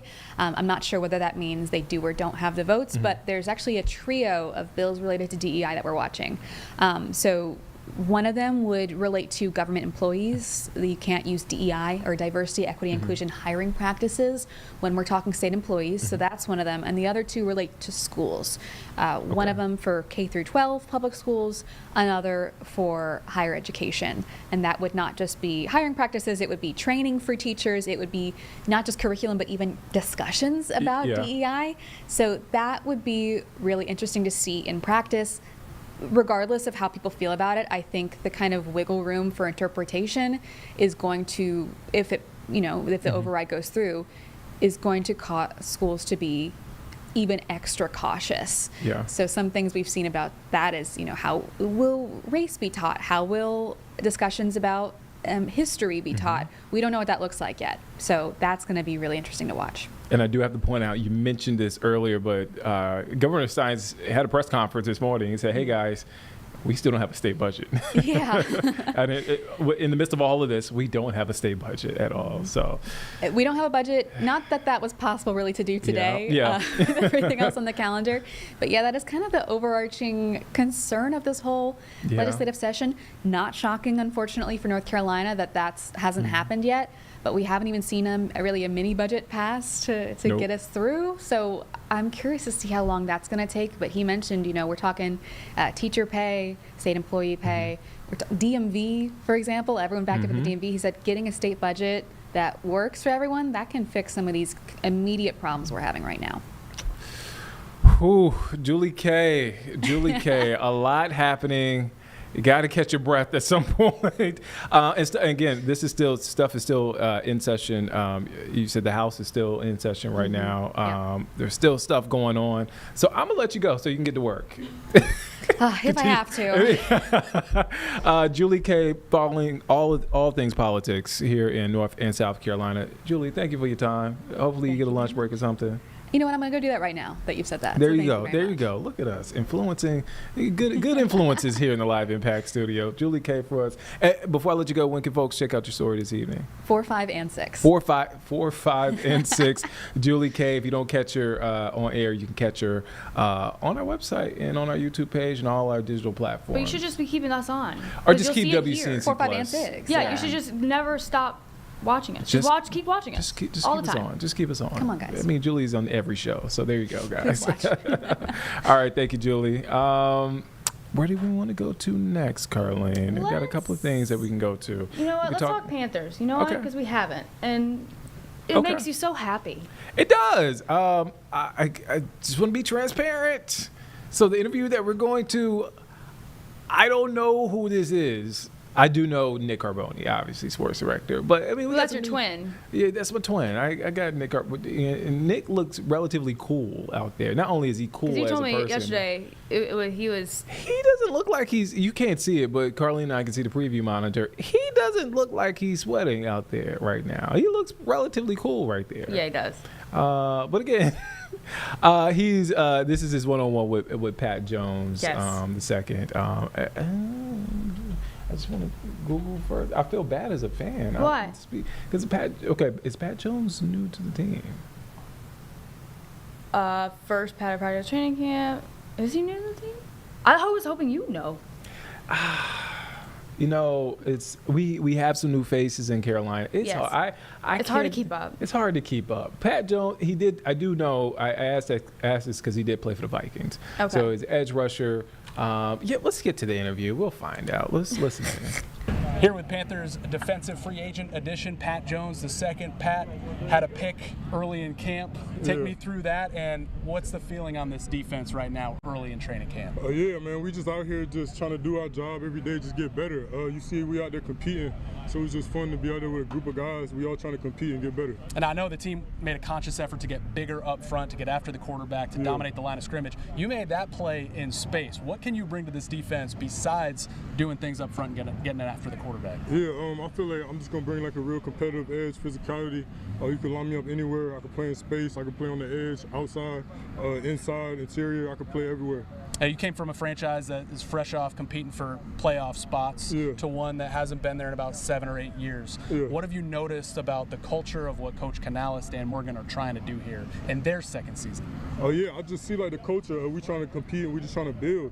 and everything's going in the right direction. We got great leaders, so that's where it all started. When we have great leaders, you could go as far as they could take us, and I feel like they could take us all the way. I believe you went to high school in Virginia, but you were born and grew up in Japan. Take our viewers through that military family, right? What was it like growing up over there till you were about 14? It was cool. It was definitely a different experience, a different culture. It was just an amazing experience over there.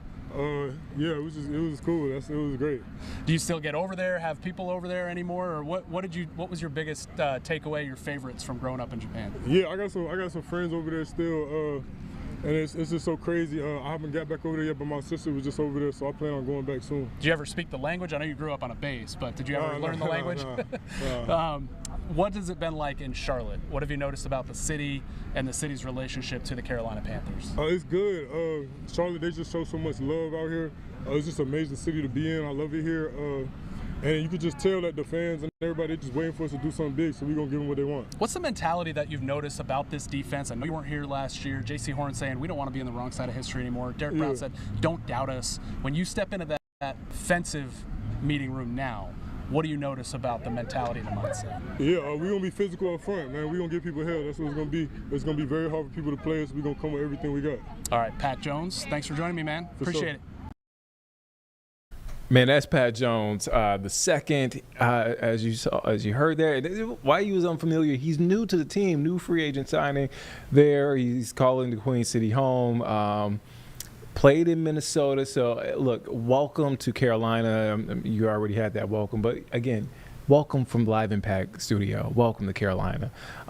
Pat Jones the second, man. We have great expectations of the team and you. Carlene Nick has great expectations. I do. It's a fan. Sometimes we get a little delusional, but hopefully I'm not.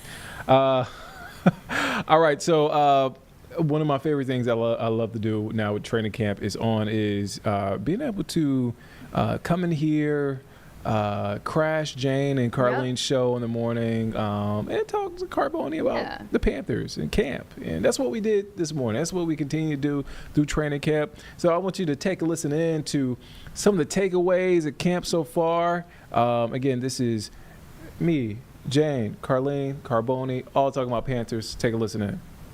Nick Carboni, who is at B of A. Week starting with everyone with their pads on. Nick, are you there? How's it going? I'm good, Jane. How are you? Yes, pads came on yesterday, pads off today. You get 16 padded practices in training camp. They're more intense, as we saw yesterday, with a bit of a scuffle that we can discuss. And, you know, you don't want to go all pads every day to start training camp. So I'm sure they will come back on maybe later this week, and probably not for FanFest on Saturday. All right. Yeah, so that's good to know and get a little break here and there. So how'd it go? Well, yesterday's camp, as I said, more intense with the pads on. We had our first camp scuffle, and I've been to Panthers training camps where we don't see a single one of those, especially when it's not involving another team. So end of team drills yesterday, second-year linebacker Trevin Wallace popped running back Chuba Hubbard pretty hard over the middle. It was a clean hit. It was actually, with camp, which you can't tackle to the ground, but you can what they call thud, basically, hit up top.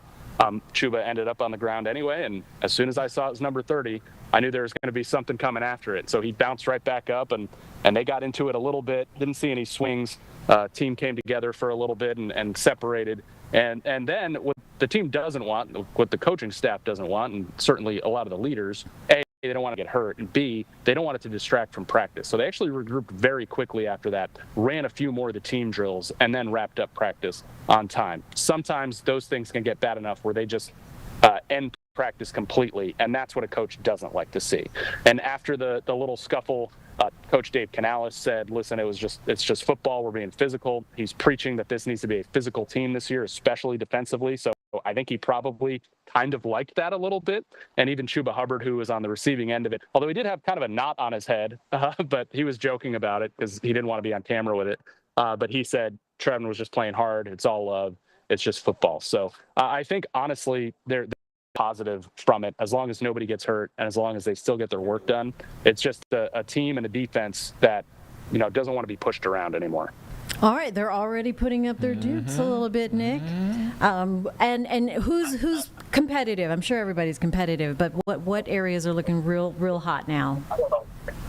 Yeah, I mean, I think we're looking for defensive improvement, and I think that's going to be slow to come along because certain guys are coming back off of some injuries. Derek Brown, I saw him today rehabbing his injury a little more. He tore his meniscus at the beginning of last season.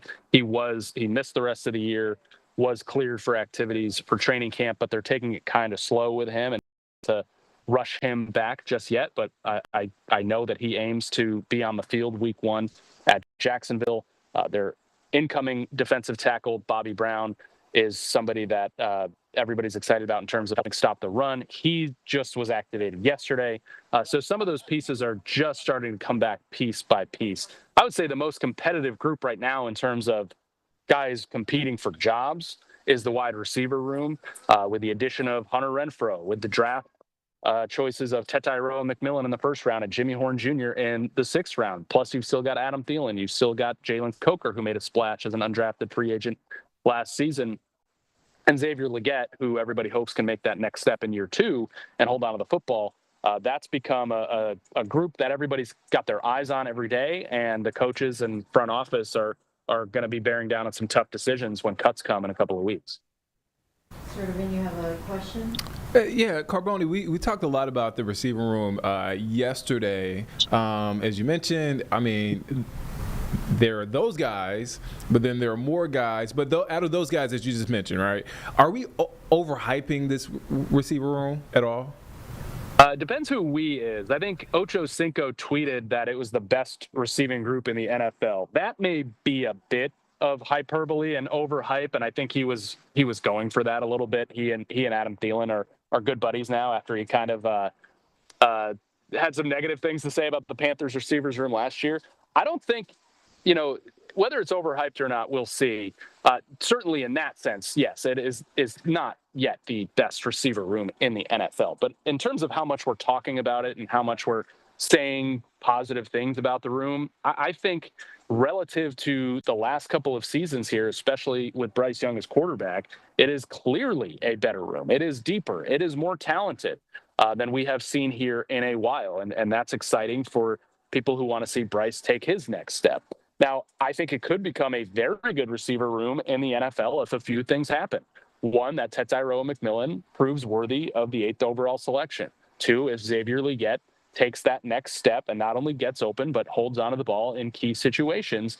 And maybe even add in 3, if Hunter Renfrow truly is his Pro Bowl self, which Dave Canales even admitted yesterday he thinks he looks like that guy again, then yes, this could be a very strong receiver room. They don't give out awards for most improved receiver room in the NFL, but if all of those things hit, this could certainly take that. And I think all of those things hitting is absolutely within the realm of possibility.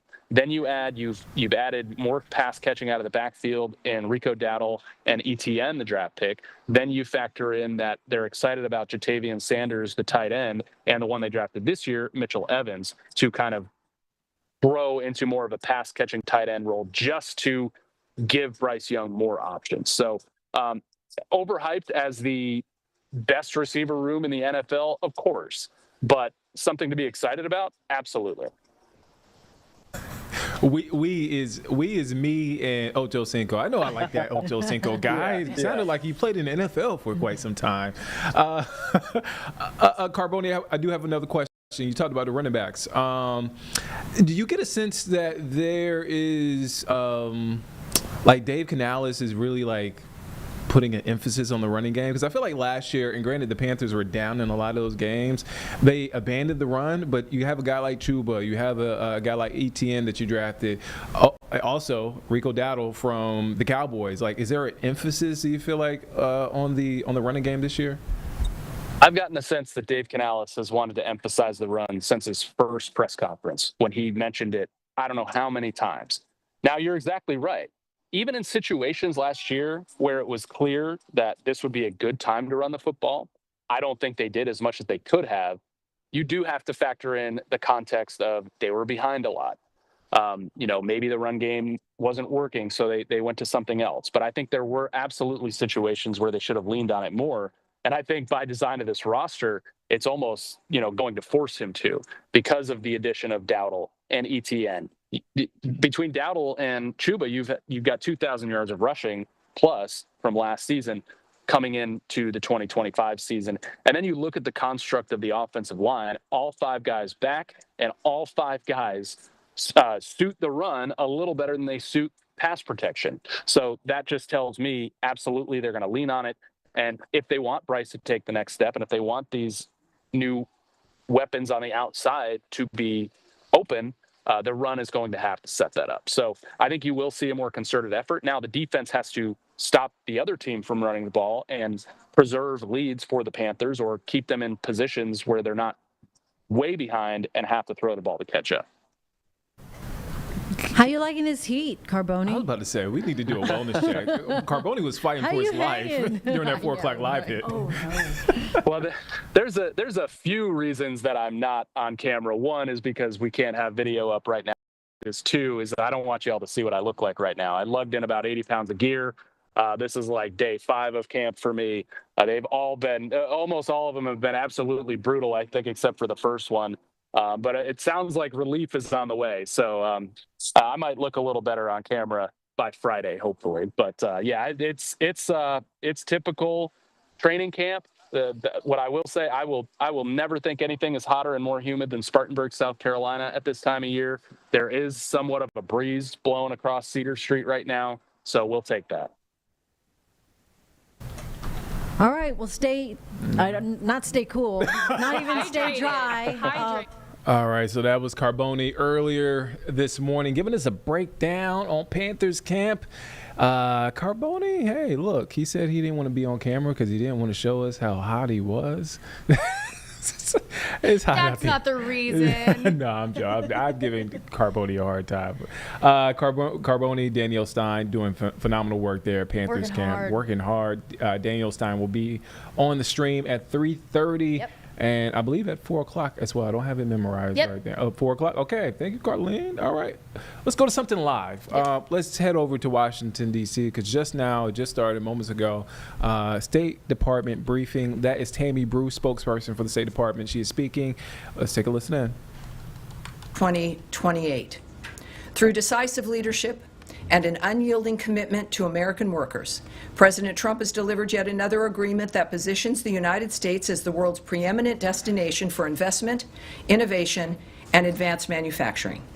Since day one, President Trump challenged the assumption that American workers and businesses must tolerate unfair trade practices that have disadvantaged them for decades and contributed to our historic trade deficit.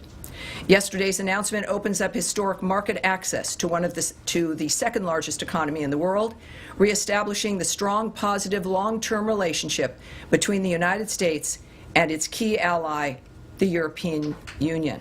And before we begin, and I'll take your questions, we've switched things up a little bit here in the front row. I'm looking at some new faces, while all the faces that you guys recognize at home, watching the briefings for these last 6 months, recognize, I have to say that the bullpen members and the individuals that you see on camera have their own fan bases, if you will. So people are excited, of course, each day to see the exchanges, and I appreciate that. But what people may not know are the number of people who come to this room for each briefing, who are journalists with outlets that speak to people around the world.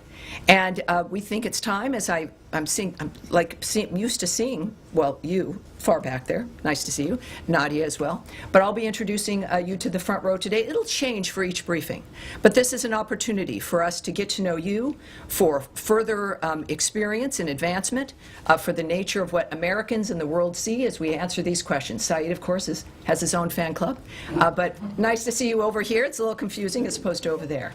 So just as a reminder, for those of you watching at home, whether it be C-SPAN, of course, or our State Department account on X, etc., wherever you may be viewing us.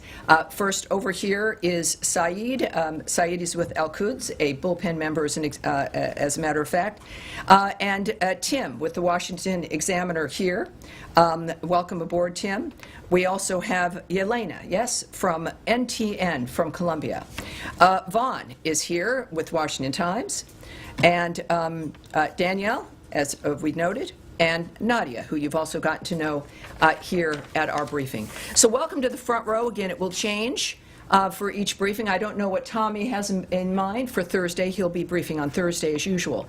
But let us begin with your questions. I'll start with the front row. Yes, sir. Vaughn. President Trump and Israeli Prime Minister Benjamin Netanyahu have issued seemingly contradictory statements on the humanitarian crisis in Gaza. Is there a rift emerging between the two leaders, and how is this impacting peace efforts, if at all? Well, of course, what I won't comment on is the nature of a relationship. What we've seen between the President and the Prime Minister has been a very good relationship. Certainly, this is a fluid, dynamic situation. That's an understatement when it comes to what's happening in Gaza, especially with the new efforts regarding the humanitarian assistance. Certainly, the President's point of view regarding what we need to do and continue to do, which we have been doing, which is facilitating the food assistance through GHF, but also, of course, the financial investment and the President's work and this government's work and Secretary Rubio's work to stop the carnage, to have a ceasefire, to get the hostages released, and to have the killing stopped. I think that when we look at the nature of remarks by the President, there's one thing that's clear that everyone can agree on, is that it is his humanitarian nature to focus on diplomatic solutions. But he is a realist and he'll go and do what he needs to realize what his goals are, which is peace and a ceasefire. And also, I think the recognition that no one has denied, we have not denied it in this room, that the humanitarian assistance to this point has not been enough. My argument is that it would never be enough in that obscene, unnatural environment. And so we're proceeding in that regard, and of course with President Trump's leadership, as he noted yesterday, to do even more to assist when it comes to food and other aid. So that's, I think, without getting ahead of the President, as we'll learn more about what his plans are coming up. We know the Secretary, of course, has led the way in this regard as well, but the focus remains certainly the humanitarian aid, and our focus remains also on a ceasefire and ending that carnage. All right. Yes. Yeah. Thank you, Tommy. I like this disposition. It's really nice. Don't get used to it. Okay. All right. I have two questions, if you don't mind. The first one is about the United Nations conference that is taking place in New York. You just read the statement. We heard the President. We all agree that Hamas attacked Israel October 7th. But there were like 193 nations attending. So my question, led by the French and the Saudis, that struck a deal also with the United States in a couple of months ago. So we understand there's going to be, hopefully, the President is only 6 months in his mandate with the Secretary, and they're fighting for a peace deal. But the question is how the State Department envision the future for the Palestinian and the Palestinian state. Yes. Is there going to be a Palestinian state, or they're pushing for one state first of all, solution? the President has noted, as has Secretary Rubio, that at least they are envisioning a future, which is not something that most people can say. All of their work has led to getting to a point where we can discuss and envision that future and then act on that. Regardless of the conflict that has been worked on, whether it's Russia, Ukraine, the Gaza Strip, or anywhere else, you can't really begin to contemplate what's next until people stop killing each other. We are still at that point. We have not, because of Hamas's recalcitrance and refusal to lay down its arms, refusal to release the hostages, we're not at a point where we're looking at what is next. We know things will have to be rebuilt. The President has made remarks in that regard. But from the beginning, calling for new ideas and a new way forward so that it's not just a repeat of what we've experienced for generations now. And if I can do a follow-up about the Gaza Humanitarian Foundation. Yesterday, the President also talked with the UK Prime Minister, and the UK will help in the Humanitarian Foundation, in the aid. So what are we going to see next? Is the President at the State Department see that this organization somehow maybe is not working out for different reasons? Well, what I said from the start is that this is not about what has not worked. Clearly, we're now, I think, close to 100 million meals have been distributed by GHF. But as we've discussed, there has to be more. There's always had to be more. The calls from the President, from the Secretary, and even GHF has been, have more, join us. There needs to be more ideas, more movement. We know, of course, there have been some airlifted airdrops of food. There's been corridors that there's a window for corridors for delivery of more aid. And that's, of course, that's good, that's important. But adding to the aid and to the mechanisms that are there is what we've all called for. It is not an indication that there should be only one. It should be, everyone should be contributing to helping to make a difference here. So far, it has been GHF with a mechanism that has worked to keep the aid out of the hands of Hamas, and that has been fundamental. So it's good news, and of course, as the President returns to the United States, no doubt we'll have more information about how much more good news we'll have regarding aid and supplies. Yes. Thank you. Thank you. And hold on, please. Hold on. Me? No, yeah, Thank yeah. you, Tammy. No, not you. I don't. Maybe it's my pointing, or maybe because there's a tall guy here. Yes, ma'am. Thank you. I just want to follow up on what Trump has said about setting up new food centers. Will these be part of the GHF? We don't know the framework of how something would proceed regarding the details. I'm waiting for the President to return and don't want to get ahead of him regarding announcements and what the framework would be. When do you expect this to be announced? Considering the nature of the urgency of the situation and everything that President Trump does, very quickly and very soon. But we'll let that play out when he gets here and we get the details from those involved. And if I could just follow up, the IPC has said that GHF food items require water and fuel to cook, which is largely unavailable. And the IPC's Famine Review Committee said that their analysis of the food packages supplied by the GHF shows that their distribution plan would lead to mass starvation. Has the U.S. vetted what supplies the GHF is providing and ensured that they are providing the necessary nutrients and that they are able to be cooked? All right, I'm going to pass this off so we can get an answer to you. I do know that, again, the issue here is getting more food, more access, more everything. That has always been at the top of our list. But when it comes to this specificity of what's being handed out, we'll get back to you. Yes, ma'am. Thanks, Tammy. The President has now said multiple times that his administration has pledged $60 million toward food and other supplies for Gaza. The State Department has only announced $30 million for the Gaza Humanitarian Foundation. Can you say, has more money been earmarked for the GHF, or is there other funds that are going out to make up for that $60 million, the $30 million difference? Here? I would suggest a question for the White House there. Again, I know what we've done here at State. Clearly, the President is in a position when it comes to decision making, knowing what parts are moving and where things are headed, that they would have probably a better answer for you regarding the rest. But it's only $30 million for GHF at this point. Can you say that? From what we, of course, have announced here at the State Department, that's in this particular, I would caution against the suggestion that with what State may have done and what's been announced is a reflection of the complete picture. So I tend to caution about those things. I will caution about that again.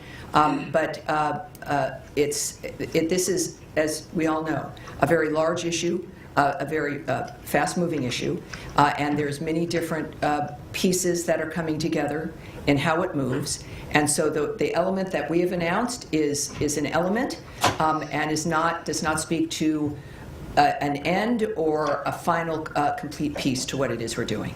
All right. Yes. Thank you. Just following up on Daphne's question, I had asked her about what Gaza Humanitarian Foundation is distributing, specifically, this was last week's briefing, specifically the high nutrient food that is needed. I know it's come up before as well. So, yeah, yes. and you mentioned that you would take that back to get more details on the distribution. I did get a line from this department in response to my questions last week, and the State Department spokesperson had said the Gaza Humanitarian Foundation Award remains subject to strict requirements, vetting, and oversight mechanisms like all department awards, and then they also deferred to GHF on the exact food items that are being distributed. Sure. There's been a lot that's happened since you were actually last at the podium. As you know, there's been the news out of France, and also now with the UK Prime Minister saying that the UK may well recognize a Palestinian state in September at UN Week if certain conditions are not met by Israel. And then, of course, there's been wall-to-wall coverage on images of starving children, photographic evidence of that, from our colleagues covering the story on the ground in Gaza. So I just wondered whether the vetting process and the strict requirements in this department is now having to take into account, obviously, all of this evidence, this photographic evidence, and is this giving the department some pause on these funds that are meant to go out the door to this organization? First of all, some of you may have seen a remark from Anna Kelly from the White House about the president's stance and what his plans are. She said President Trump wants to alleviate the suffering for the people of Gaza because he has a humanitarian heart.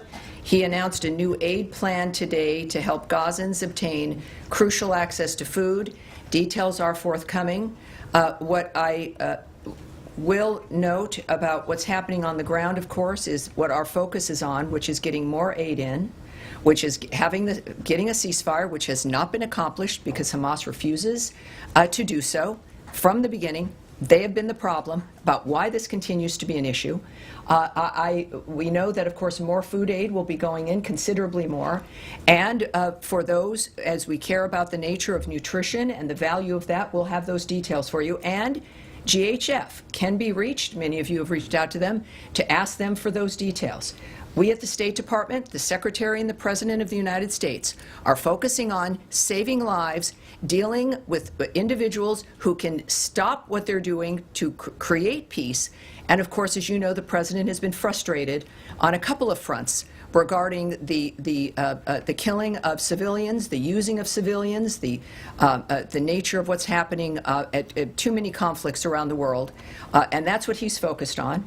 But it's a good issue to have, if there is a silver lining, about the fact that more food, more nutrition, more access is being created, and that's what we're doing in the meantime while still trying to stop a war that makes that zone almost impossible. Nadia. Thank you, Tammy. I have two questions. An Israeli settler called Yanon Levy, he shot and killed a Palestinian peace activist. He's a father of three. His name is Aoud al-Haddalin in the West Bank. This settler was identified by the previous administration as an extremist, and he was under sanction, both by the EU and the US. The Trump administration has lifted the sanction on him. You often say you have the same values with the Israelis. How can you make sure that this guy is accountable when he killed a civilian, especially a peace activist? Well, of course, I think it needs to be said. It shouldn't have to be said, but we decry the loss of life everywhere. That has been the hallmark of the work that this administration is doing. It is at the top of mind for Secretary Rubio and all of us who work here at the State Department for a reason, because we care about what happens with other people. Here, certainly we care about, it is American First framework, but that value is about peace around the world as well, which also helps us. I would say also that we, as you know, we don't comment on investigations that belong to another government. Israel has investigations that it's implementing regarding situations of this sort. I don't know the end result of what that's going to be, nor will I comment or speculate on what should happen. What we do know, and I don't think we should have to, we have a status here, a posture, where all of this matters to us, to the point where the President's last and only, this second term, but his last effort is to make these things better and to save people's lives. So it is, it's certainly Gaza, a war zone. We're doing our best to make a difference there, and we will wait for the result of an investigation before we have any comment. Sure, this guy in the West Bank is not in Gaza. Well, but with the West Bank and Gaza, obviously, the nature of conflicts and what we've been working on, but I appreciate that, yes, of course. It's the same, I think, it's the same argument. We see this in the West Bank. We know when there's violence in general. We saw something unfold in New York City as well with a shooting in New York City yesterday. These things touch all of us. With the hero there being a Bangladeshi immigrant, a cop for 3 years, dies defending New Yorkers. It is the American story, and it's something that we all work to help try to make a difference on. All right. The second question is, two Israeli human rights organizations found that they concluded that Israeli practice in Gaza has aspects of genocide. The Trump administration has put sanctions on UN officials who concluded the same.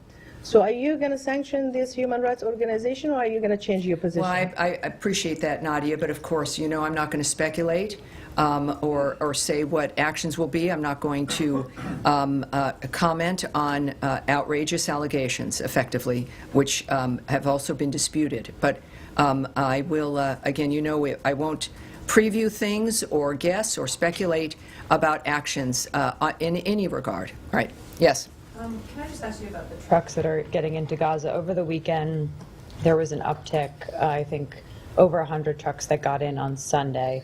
But at times during this crisis, there have been upwards of 300 trucks delivering humanitarian aid into Gaza. What is the number of trucks that this administration wants to see Israel allow into Gaza on a daily basis? Well, I won't discuss, of course, details with you or the content of conversations or even a specific like that. What I do know is that there's this overarching work that we've done to make sure as much can get in as possible. At the same time, we do know that the UN had noted that they were not moving material in because of the violence. We know it's a war zone. I mean, that has been the overriding issue, and how to make it safe to get food through to those who need it versus into the hands of those who are causing the destruction and using it and weaponizing it. So we don't, I'm not going to speak to you about specifics or if that conversation has been had. We know, of course, it's in everyone's interest to help stop the kind of environment in general that's happening in the Gaza Strip. It's again monstrous and abnormal, and all of us have an interest in stopping it. And DHS contracts expire at the end of August. Is this administration pushing for those contracts to be renewed? I won't speak on the details of contracts or agreements, or if that's accurate or if it's not. Yes. Thank you so much. Two very quick questions. Secretary Rubio, for the past several months, has been wearing two hats, both leader of the... Four hats. Many Four hats. But specifically, Department of State and NSC. He has shrunken down the NSC and called it right-sizing. Mm-hmm. And my question is, are these two roles being sort of merged together into the same official, or are they being fulfilled in two separate capacities? Well, I can't speak to the decision-making about the nature of what he's doing as the NSA. I'm here with the State Department. Of course, he is the Secretary of State. What I can tell you is when I've been on various trips where the NSA, the National Security Advisor, and the Secretary have been there together, it's the same kind of work. It's working together seamlessly. Of course, there'll a great deal of time of overlap regarding the nature of what's happening in the world.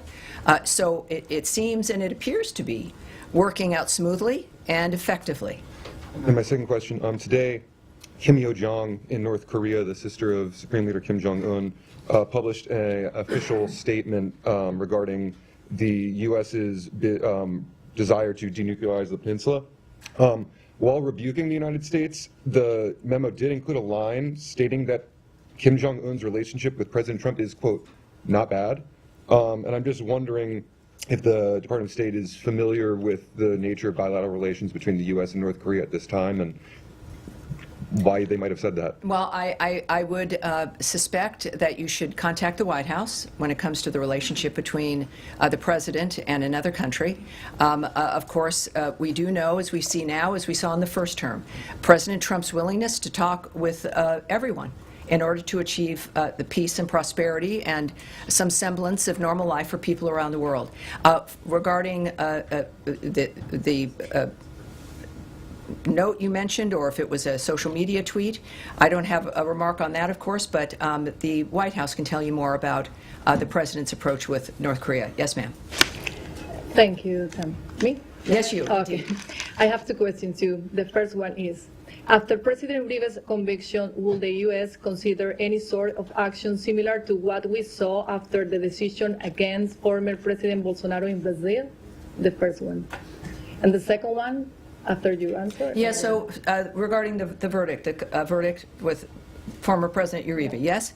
Yes, well, the Secretary of State put out a tweet on this as well, noting that former Colombian President Uribe's only crime has been to tirelessly fight and defend his homeland. The weaponization of Colombia's judicial branch by radical judges has now set a worrisome precedent. And the second one is, with the U.S. allow Chevron to operate in a country led by an administration charged with promoting terror and drug trafficking? Well, I can tell you this, and I love your very direct questions.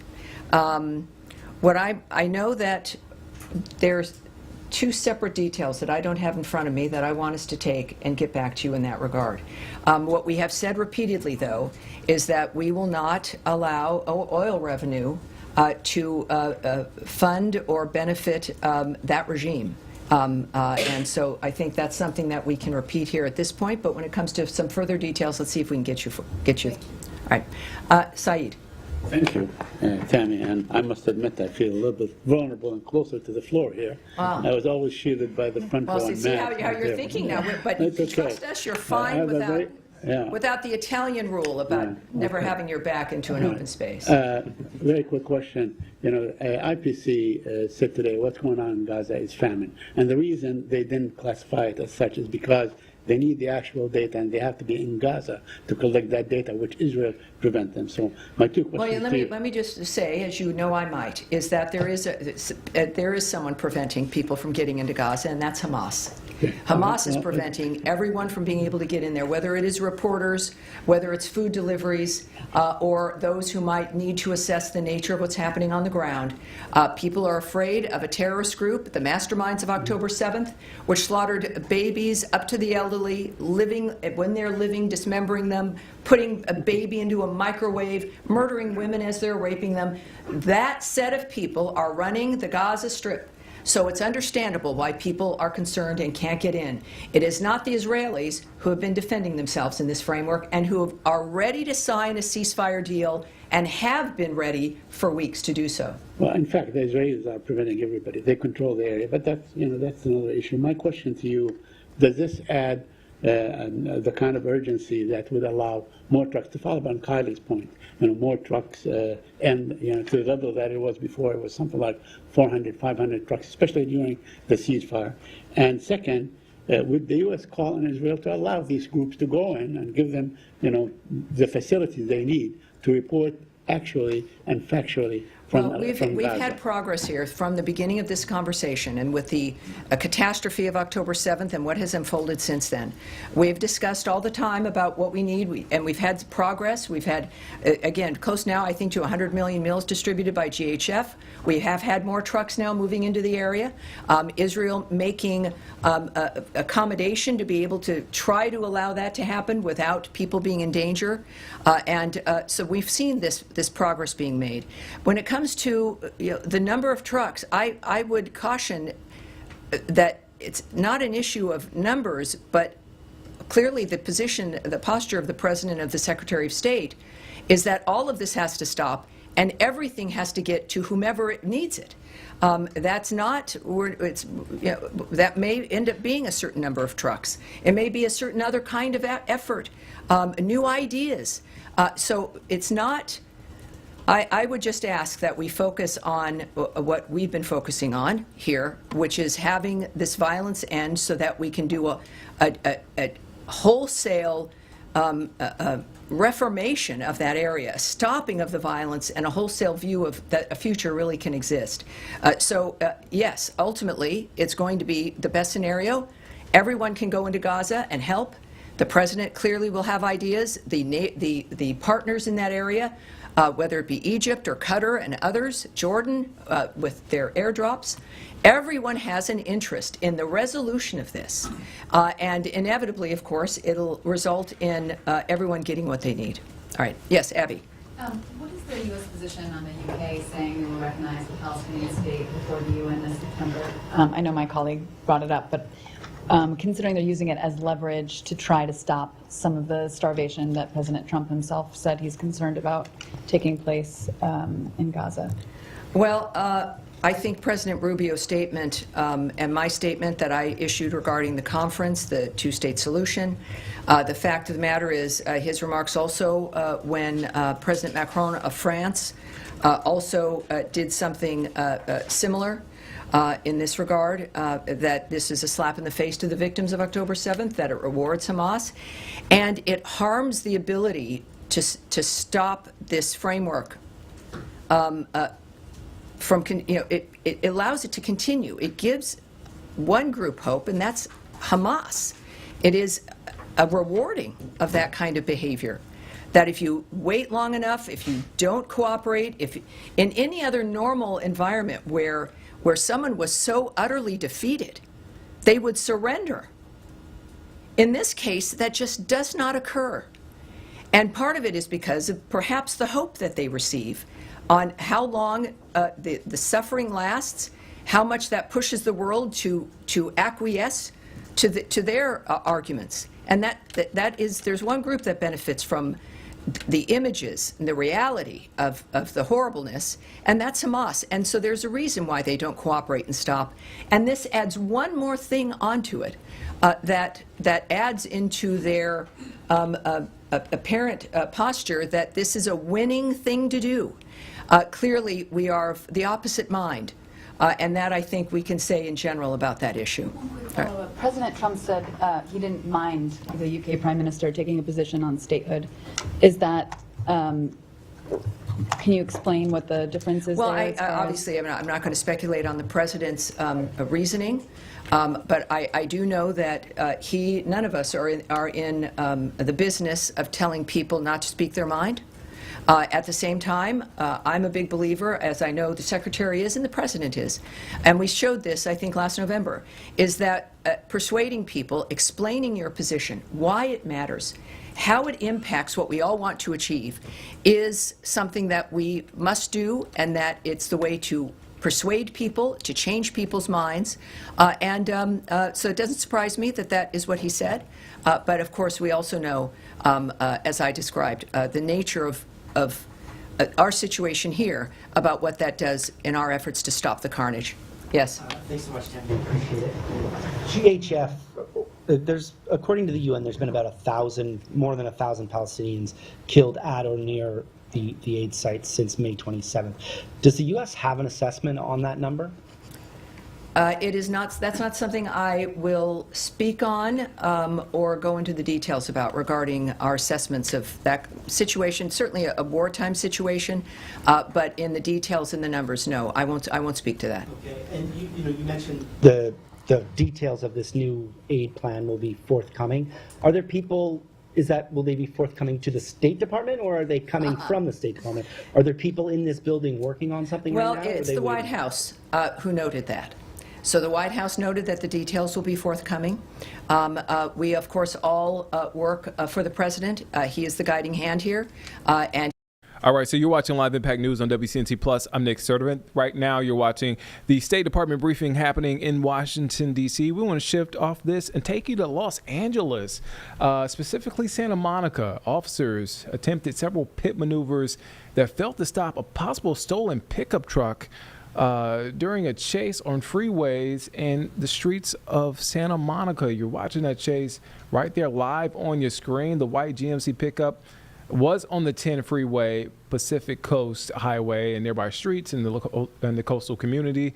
Officers in an SUV attempted to send the pickup into a spin at least a few different times. This is live coverage this is a live camera from the chopper up there with NBC4 in Los Angeles. But let's dip into some of their coverage so we can get a little bit more information. Let's take a listen in. Low speed, very slow speed, stolen vehicle pursuit in the city of Santa Monica. Lead agency here is LAPD, their West LA division, in pursuit of this white pickup truck. For the last 40 minutes, we saw that truck stop shortly, and then that driver on the move again. If you got me on the 450, I've got the wrong IFB. Again, this is on Ocean Park Boulevard, north of the Santa Monica Airport. Again, that truck on the move again. We're following the latest on this stolen truck pursuit in Santa Monica. Our Julia Dang in News Chopper 4. Let's go ahead and check back in with you, Julia. Can you hear me?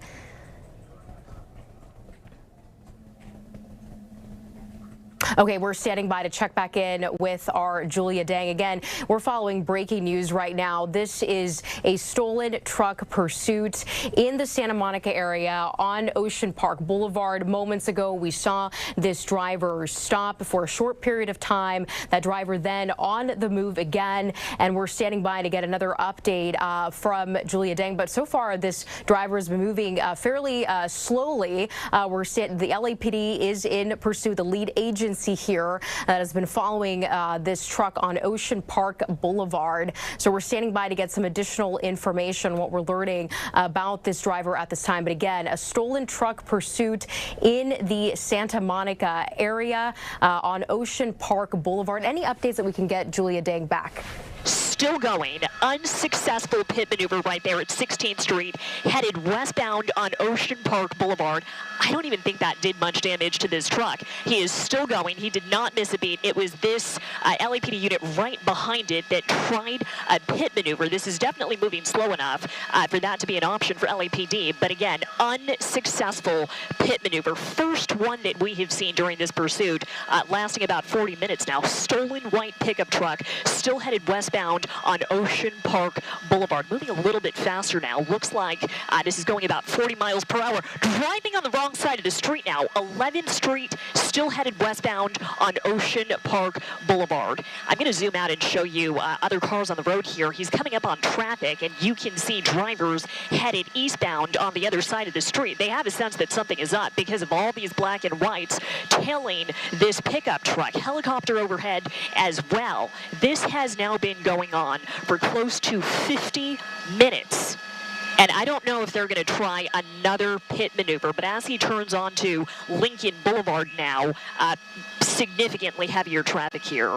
And if they pit this truck and it spins out of control, it's not just the other drivers that could be in danger. I mean, there are pedestrians here too. You see the LAPD helicopter flying through our shot here. They have been keeping eyes on this since it started. Still in the city of Santa Monica now, heading northbound on Lincoln Boulevard from Ocean Park Boulevard. But that pit attempt just a couple minutes ago on Ocean Park at 16th Street, that did not work. Still going about 30 miles per hour. You see that lead black and white right behind it, closing that gap a little bit. And he's making a left turn here. Left turn onto Grant Street. Not a left turn, but another U-turn, abrupt U-turn. And this kind of thing is really unexpected because this driver has been driving so slowly for most of this pursuit. I don't think I've seen him exceed 45 miles per hour. But as it comes underneath News Chopper 4 here, we might be able to get a better shot of who is behind the wheel. I'm hearing a bit more information on the LAPD scanner about the want here. We do know they believe this vehicle, this white pickup truck, was stolen. But I'm hearing they may have additional information about the driver as he makes another left turn here. Looks like he's turning onto Maple Street from Grant. He was briefly on Lincoln, blowing through that stop sign. We are now in a residential area. You see those trees. That's going to make it harder for the helicopter to keep eyes on this. And it looks like the ground units are hanging back just a little bit as this driver makes, I thought it was going to be a right turn, but he's going straight on Maple Street. Maple and 11th, really just turning circles in Santa Monica.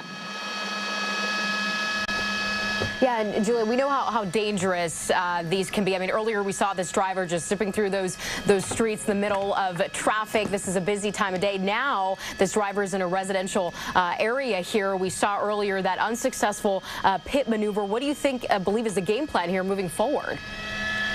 I mean, now that he's moving slowly and he's in a much less congested part of Santa Monica, they could try another pit attempt, but he keeps on making these unexpected turns. We just don't know where this driver is headed. I wonder if he has ties to this part of town, to Santa Monica, if he's looking for somewhere to bail out. We see that often during these pursuits, right? They leave the vehicle in a driveway and they try and make a run for it. So I don't know if that's what this driver is looking for, but we definitely don't see as much traffic here. We're not seeing any foot traffic, so this could be a good area for the ground units to try another pit maneuver. That last one did not work, and as we've been turning a news chopper forward, looking at this from different angles, I'm not seeing much damage on the truck.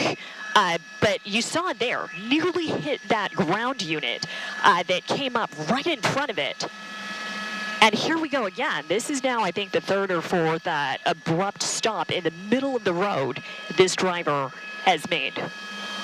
It's Michael now joining Camilla Rambaldi here as we watch this live breaking news here, a stolen truck pursuit. We've seen this once before, this game of cat and mouse, where you take officers on a little trek and then you stop abruptly like we're seeing here. The game plan likely will be he'll take off yet again. And Michael, this is not just cat and mouse. This is many cats and a hawk overhead and this mouse that's going in circles. They basically have this driver boxed in now. I know they're LAPD units to the left of my monitor, but this driver still not giving it up. When we first came on the air with Camilla about 20 minutes ago, I thought this driver was about to surrender. But here they have him at gunpoint again. The vehicle is stopped, and he's doing the same thing. He is on the move yet again, making another left turn. He is back on 11th Street. This is largely a residential area. We're seeing some foot traffic here. Neighbors starting to come out. They've tried one pit maneuver. That one did not work. I don't even think it really damaged the truck. So I don't know if they're going to try another one. But hopefully he gets out of this area with tree cover, because this makes it tough for the helicopter to keep eyes on it. The good news here is this is not a high-speed pursuit. We have not seen this driver exceeding 45 miles per hour for as long as we have been overhead. This is now coming up on the 1 hour mark. Again, stolen vehicle pursuit, turning back onto Lincoln Boulevard. Lincoln Boulevard and Ocean Park Boulevard. We are just turning circles around this part of Santa Monica. You know, Julia, typically the tactics change when you see, obviously, a wide boulevard like Lincoln here, but when you're those densely populated neighborhoods where these streets are very skinny and very small, those tactics have to change when it comes to law enforcement and how they approach this vehicle. Absolutely. I mean, they don't have much room to get around the vehicle, try and box the driver in perhaps, or attempt a pit maneuver. So now that we're back on Lincoln Boulevard, there's more space for them to maneuver. But the trouble here is the traffic. Yeah. There are so many other vehicles, right? You see a pedestrian, two pedestrians over there on the right. Imagine if this spins out when they try a pit maneuver. Sure, they can bring the pursuit to an end, but think about the possible damage, right, to property, to vehicles. Think about other people being hit. I see a bicyclist over there, and this driver disregarding lights, stop signs, going right through that intersection. He did pause for a moment, though. That tells me this driver probably is not impaired. And again, this is not a high-speed pursuit, but there have been a number of dangerous maneuvers here. And as this comes up on the 1 hour mark, you know, this just gets more and more frightening for people in the area. So I mentioned earlier, we were hearing some additional information on the LAPD scanner up here in News Chopper 4 about the person behind the wheel. So this is interesting. This is not something we typically hear in LAPD pursuits. But in addition to this truck being stolen, the driver is wanted for elder abuse. And that is from LAPD, a lead agency here in this pursuit that was in the city of Santa Monica, approaching Venice now, getting back into LA. But it is LAPD West LA Division, still in pursuit on the ground and up in the air. And Julia, as we continue to monitor this with you, earlier we even saw that driver going on the wrong side of the street there, and earlier you talked about... Yeah, he's doing it right now. Right now. You saw him swerve into the left turn lane on the other side of the road, and he's just driving straight on through, disregarding lane markings, traffic rules, and other drivers.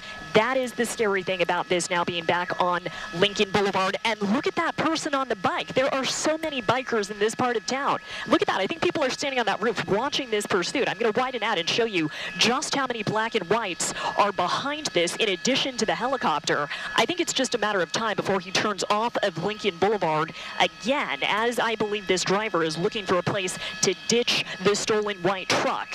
And when that happens, perhaps LAPD is going to have another opportunity to try a pit maneuver. And if they do it on the same side, they hit that same back wheel, perhaps they can disable the truck. But last time you saw, he just carried on driving at the same speed. Let's see what the driver does now as he hits traffic. Earlier, we saw him just driving up on the sidewalk. Yeah, and earlier, Julia, we even saw this driver stopping for a moment and then on the move again. So it's just been this pattern of this driver stopping and then continuing to move forward. So it's a matter of really waiting and see what the game plan here to try to stop this driver. Yeah, he keeps on stopping, Camilla, right in the middle of the roadway. And now that I've seen that happen about half a dozen times, I've lost hope whenever he does that he is about to surrender voluntarily. This started at around 11:15 near the 10 of the 405, not far from where we are now, Lincoln and Venice, busy part of town. But he keeps on stopping and then going again. So, you know, we were at a point earlier where LAPD officers actually got out of their vehicles. It looked like they had this driver at gunpoint, but the driver never actually exited the truck. I haven't even seen so much as an arm come out of his window. So he's been stopping and going, and at no point has he actually made moves to get out. Oh, and as I say that, he is now exiting the truck finally. I don't know what that was, but he just walked toward LAPD officers and then turned quickly, ran back into his truck. He's now on the go again. Again, the initial want was a stolen vehicle. We're hearing this driver is also wanted by LAPD for elder abuse. That is now the most contact I think he's had with LAPD, the lead pursuing agency here. You know, Julia, the most contact and the most bizarre actions I think I've seen in a chase by a driver. We typically see the game, as we mentioned, of cat and mouse. You stop the vehicle, you wait for officers to get out of their vehicles, and you take off. But to actually get out of the car, run towards officers, and then get back in, now he's out yet again. He's doing it again. This is really bizarre. He's got his hands up this time. He's walking right at the officers. Okay, here comes the takedown. They've got this guy down on the ground. I think this pursuit is finally over. I don't know what that was where he got out. It looks like he was going to give it up. He didn't have his hands up earlier, though. He was just walking toward LAPD. And then he turned, ran back into the truck, and kept on going before stopping and voluntarily getting out again. It wasn't like they had him at gunpoint. So he did this on his own. But as you see more officers walking up, they had this man down on the ground. They are cuffing him right now. We're coming around in News Chopper 4 so we can get a better shot where this is not blocked by those trees. But this is going to be on Venice Boulevard just off of Lincoln. More than 45 minutes after this pursuit started, with LAPD in pursuit of this driver wanted for stealing that white truck and wanted for elder abuse. This has now finally come to an end in Venice. Venice Boulevard off of Lincoln Boulevard. You know, and we typically see, you know, the protocols play out when, you know, a truck or a vehicle stops. We see the officers bark orders out, and of course order that driver to typically throw the keys out, walk backwards towards them, but we saw none of that here today. Yeah, just to continue to abruptly stop numerous times, and now police was able to complete this takedown. But luckily, it was a very slow speed pursuit. I mean, this was in a very busy area there in Santa Monica. Julia Dang live for us in News Chopper 4, and our coverage here continues at the noon hour of the stolen truck pursuit here. The driver now out of the vehicle in police custody, but there's Hey folks, Vanessa Rufus here in the Live Impact News studio taking over for Nick Sturdivant. As you've been watching over the last several moments, we have this police chase in Santa Monica, California, which has come to a conclusion at this point.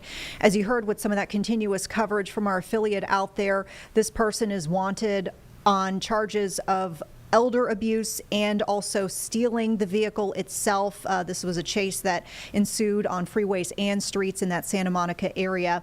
At one point on the 10 freeway, the Pacific Coast Highway, and then nearby streets in this coastal community. So you could see some of the efforts that police were taking to try to get the person to stop, including a pit maneuver. That pickup actually spun multiple times, but they actually continued on with just a little bit of rear end damage. But there you can see this person being taken into custody now at this point. If we get more information out of Santa Monica, of course, we'll definitely bring you there. Meantime, we have some other breaking news we're following closer here to home in the Carolinas, and this is definitely a scary situation as well. We're just getting word that 2 deputies have been shot during a training. This is happening in Greenville County, South Carolina. Happened this afternoon around 2 o'clock, so just about an hour ago. We're getting live aerials of that scene as we speak. This was, if you're familiar with the area, 2000 Wade Hampton Boulevard. There's actually businesses around. Sounds like there might even be a restaurant in the area, but there were reported gunshots that were reported around here, and then later found out that the sheriff's office would confirm here 2 deputies were shot during a training exercise.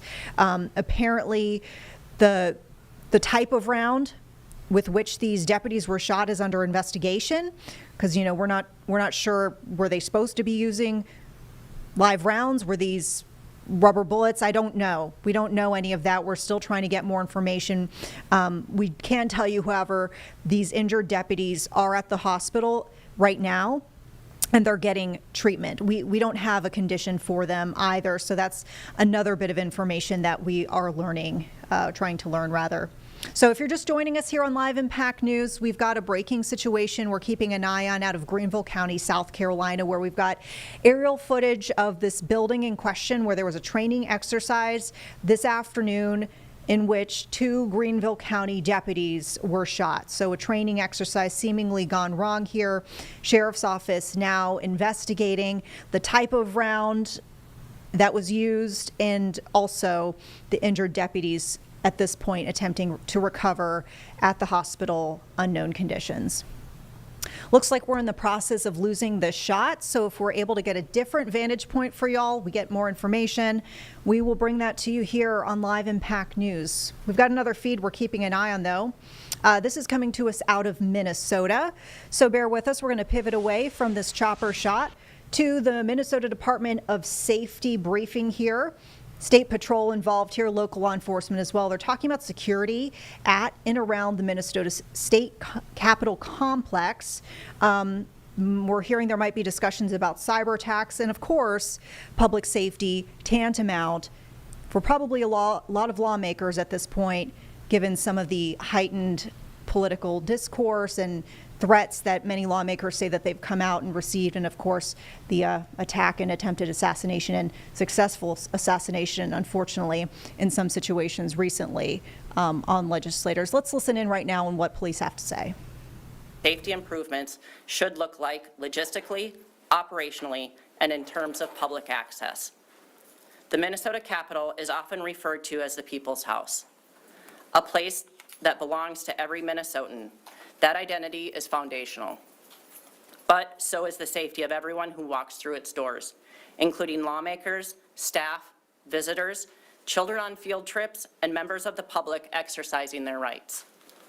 Balancing openness with security is never easy, but it's a responsibility we take seriously and constantly evaluate. And we are standing with everyone taking this seriously, and that includes lawmakers calling for more robust protections. The Minnesota State Patrol provides security at the Minnesota Capitol 24 hours a day, 7 days a week. Our team includes more than 100 dedicated staff and is supported by a robust network of cameras that monitor 20 buildings, 24 parking facilities, and multiple parks and memorials across the Capitol grounds. There are expanded capabilities of that system that we are currently looking into. The Communications Division of the Capitol Security Team continuously monitors more than 105,000 alarms and automation points, nearly 400 emergency intercoms, almost 1,000 security cameras, and more than 1,500 card readers. We scale up our staffing and sometimes call in the partners you see today during high-profile events or in response to specific concerns.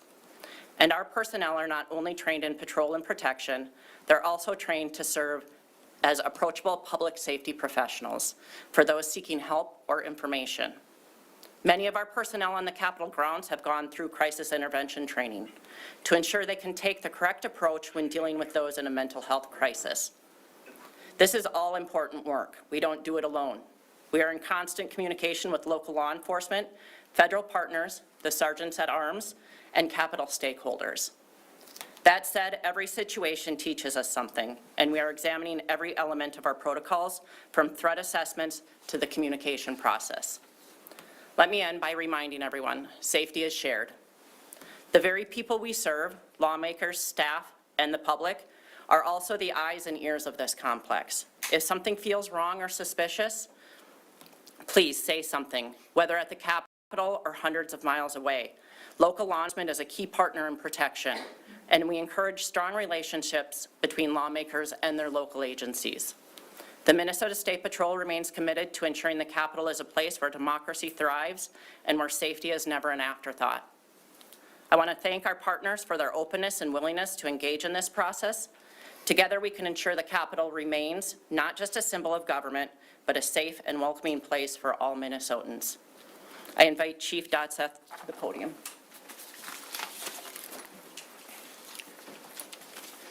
Good afternoon. I'm Joe Dotseth, the Interim Chief of Police at Metro Transit.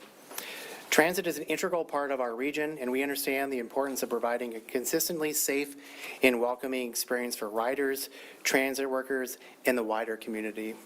That's especially true here in St. Paul, where the Green Line runs right past the state capitol. Tens of thousands of people use transit to get to, from, and around the Capitol complex every day. This includes state workers, legislators, members of the public who gather here to be heard and help make sure our state is better for everyone.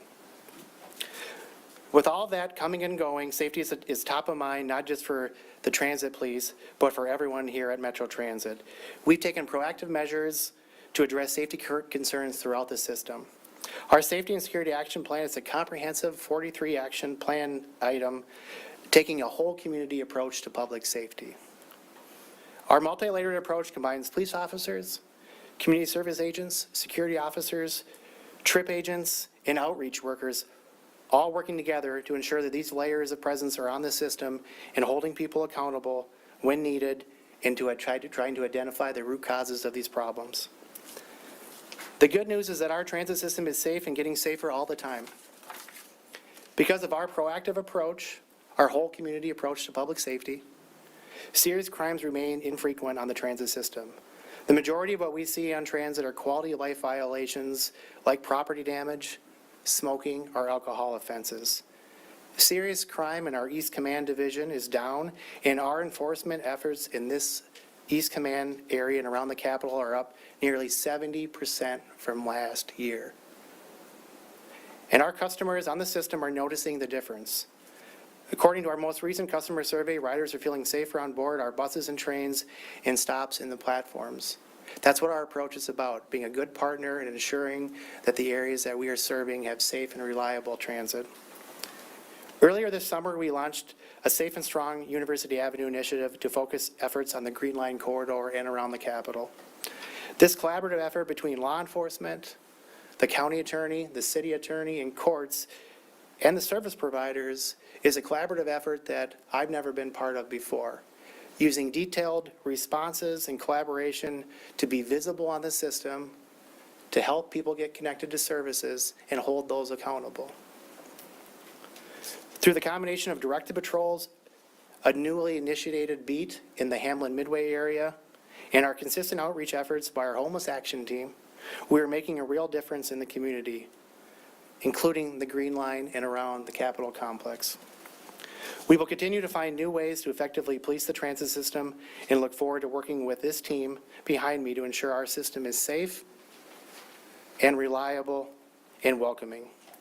Everyone taking transit to the Capitol or everywhere else deserves to be safe and have a pleasant and welcoming experience. And it is our goal and mission to ensure that that is happening. Thank you. Thanks, Chief. Just a reminder, as you ask your first question, please identify yourselves and your media organization. And to the folks answering the questions, please don't forget to repeat so the people watching online know what the question is. So, first question. Mary Hammer, PBS. What is keeping you right now from saying we're going down to one entrance, a security checkpoint, and/or metal detectors right now? So that's a great question. The question is, what prevents us from moving to metal detectors and to one point of entrance and exit right now? Our preference is to work with legislative partners. Our preference is to work with those that are utilizing the Capitol. Safety is still continues to be our #1 priority. And we are, as we are talking right now, considering some changes to the number of entrance points at this point. I think we have the ability, as we meet with and talk with our partners from the legislature, to maybe make some changes and determinations on entry level points. When it comes to weapons screening, certainly I think that would provide an enhanced level of protection at the security at the state capitol, and we'll certainly consider that. Again, that also is going to include the opportunity for us to continue to work with our partners, ACAS, the advisory committee that works. Hey folks, Vanessa Rufus here in the Live Impact News studio. We know some of you might just now be joining us. We wanted to let you know what you're seeing in our 3-box right now. Of course, as we just prefaced here before taking the feed in full, we've got lawmakers, public safety officials, state patrol, local law enforcement talking about security at and around the Minnesota State Capitol complex.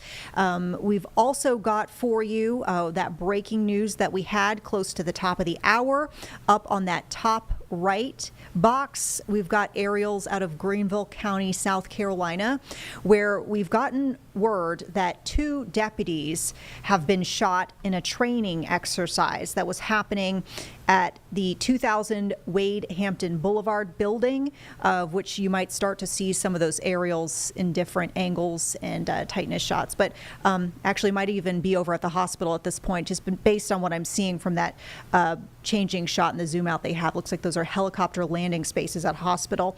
We know those deputies are at the hospital as we speak, recovering, and an investigation is underway into the content and type of round with which those deputies were shot.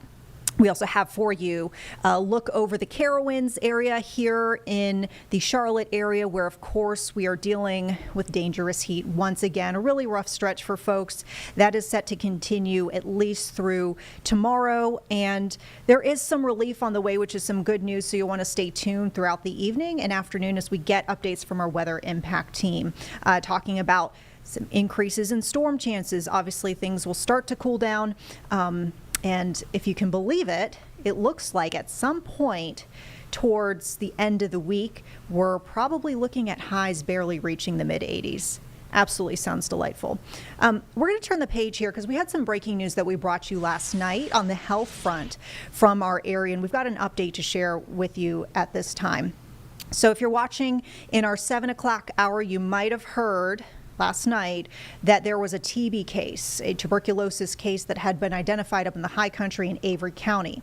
There was some contact tracing underway, and we're hearing between the health district and the school system, which were both involved with notifying potential close contacts, there might have been upwards of 100 exposures from this one case. So we wanted to speak with some health experts to get some context about how serious this case might be, how easily this might be able to spread to these potential close contacts, what the process is for treatment, all of the things you need to know to stay safe. And actually just wrapped up a few moments ago an interview with North Carolina Department of Health and Human Services with some of the answers y'all probably have to the questions surrounding TB. So let's listen in.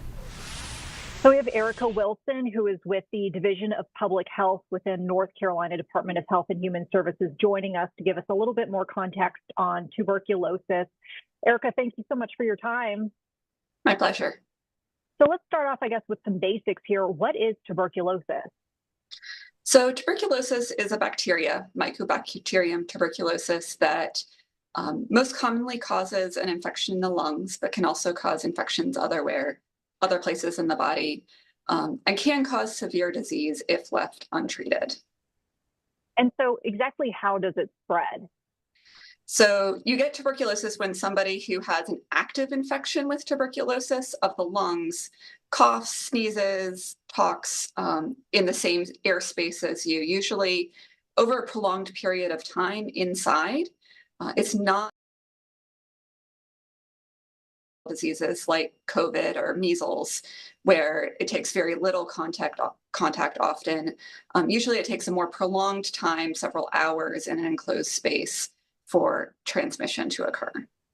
Oh, I mean, you mentioned COVID, and I remember for some time, particularly during the pandemic, we did see COVID, top the list of, diseases that cause death. Essentially, it was among the top causes of death globally. And then I feel like maybe it was over the past fall, we saw kind of a shift in things, and tuberculosis had actually surpassed COVID, if I remember correctly, as far as, a leading cause of death. What do the trends look like right now? Is that still the case? What I had mentioned about, its relation to COVID, and what do the trends look like with tuberculosis? So those numbers are global numbers. There are many other countries in the world that have much higher tuberculosis burdens than we do in the United States. So globally, tuberculosis has historically been one of the leading infectious causes of death from especially respiratory infections. However, in the United States, COVID still far surpasses TB for respiratory infections and deaths. We had in North Carolina about 250 TB cases last year in the entire state. We had many, many more COVID cases than that and many more COVID deaths.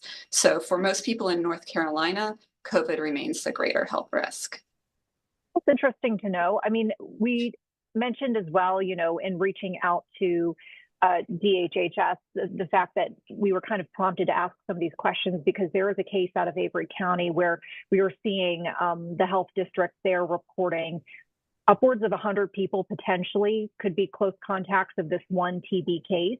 And I guess we were just kind of curious how contact tracing would work and what was, the process for these folks having then getting a call from the health department, what would go, on after that, after that phone call is made. Yeah, so because TB can be so dangerous, we do take it very seriously when we have an active case and we talk to that individual about where they've been, who they've spent time with, and identify those people who have spent a significant amount of time with them during their infectious period. And because the symptoms of TB can be very similar to the symptoms of other respiratory conditions, sometimes people can be sick for a while before they get diagnosed, and this can lead to a lot of exposures. So those folks that are identified as contacts, they will be contacted by the health department and offered free testing. That can be either a blood test or a skin test. And often that testing is repeated after 8 weeks because those tests are looking for your body responding to the TB bacteria. And sometimes that response takes a while to develop. And so those folks will be offered that testing. Anybody who has a positive test will be offered treatment for what's called latent TB. So you can have TB in your body that your immune system is controlling and is not causing any active disease. It's not making you sick. And that can be treated more easily than active TB and prevents you from going on to developing TB in the future. And so those folks, anybody who does have a positive test will be offered that treatment free of charge by the local health department to prevent them from developing active disease in the future. And so for those folks, it is also very important for them to finish those medications because not finishing them can lead to drug resistance in the TB. So it is unusual to have TB spread, but when it does, it is very important for those contacts to get tested and to complete the full treatment from the local health department if they have latent TB. I mean, the way you described it, it certainly sounds very treatable. Are the outcomes usually really positive? If you are able to catch a case, pretty well on and the person goes through the full doses of all they need to take and such. I mean, does it seem like that's a pretty good guarantee that you'll overcome this and survive? Yes, and especially for latent TB, those folks aren't sick and they get treated and they never go on to become sick because they received appropriate treatment. With active disease, it can be treated as well. and that treatment is a little bit harder. It's a little bit longer, just because it does take multiple medications. But that is also generally treatable. I mean, we talked about the treatment. Are there any sort of prevention? Yeah, the best prevention is that latent TB treatment. So if you've been exposed or if you've spent time living in or traveling to a country where TB is common, then getting tested for that exposure to see if you have the bacteria in your body that your immune system is controlling. And if that test is positive, then completing that treatment so that you do not ever go on to develop active TB. But there's really no vaccination that we would do, at least maybe not in the United States. It's kind of like a preventable type situation. Yeah. The vaccination available, some people hear about, it's used in other countries where TB is more common to prevent TB in small children. Got it.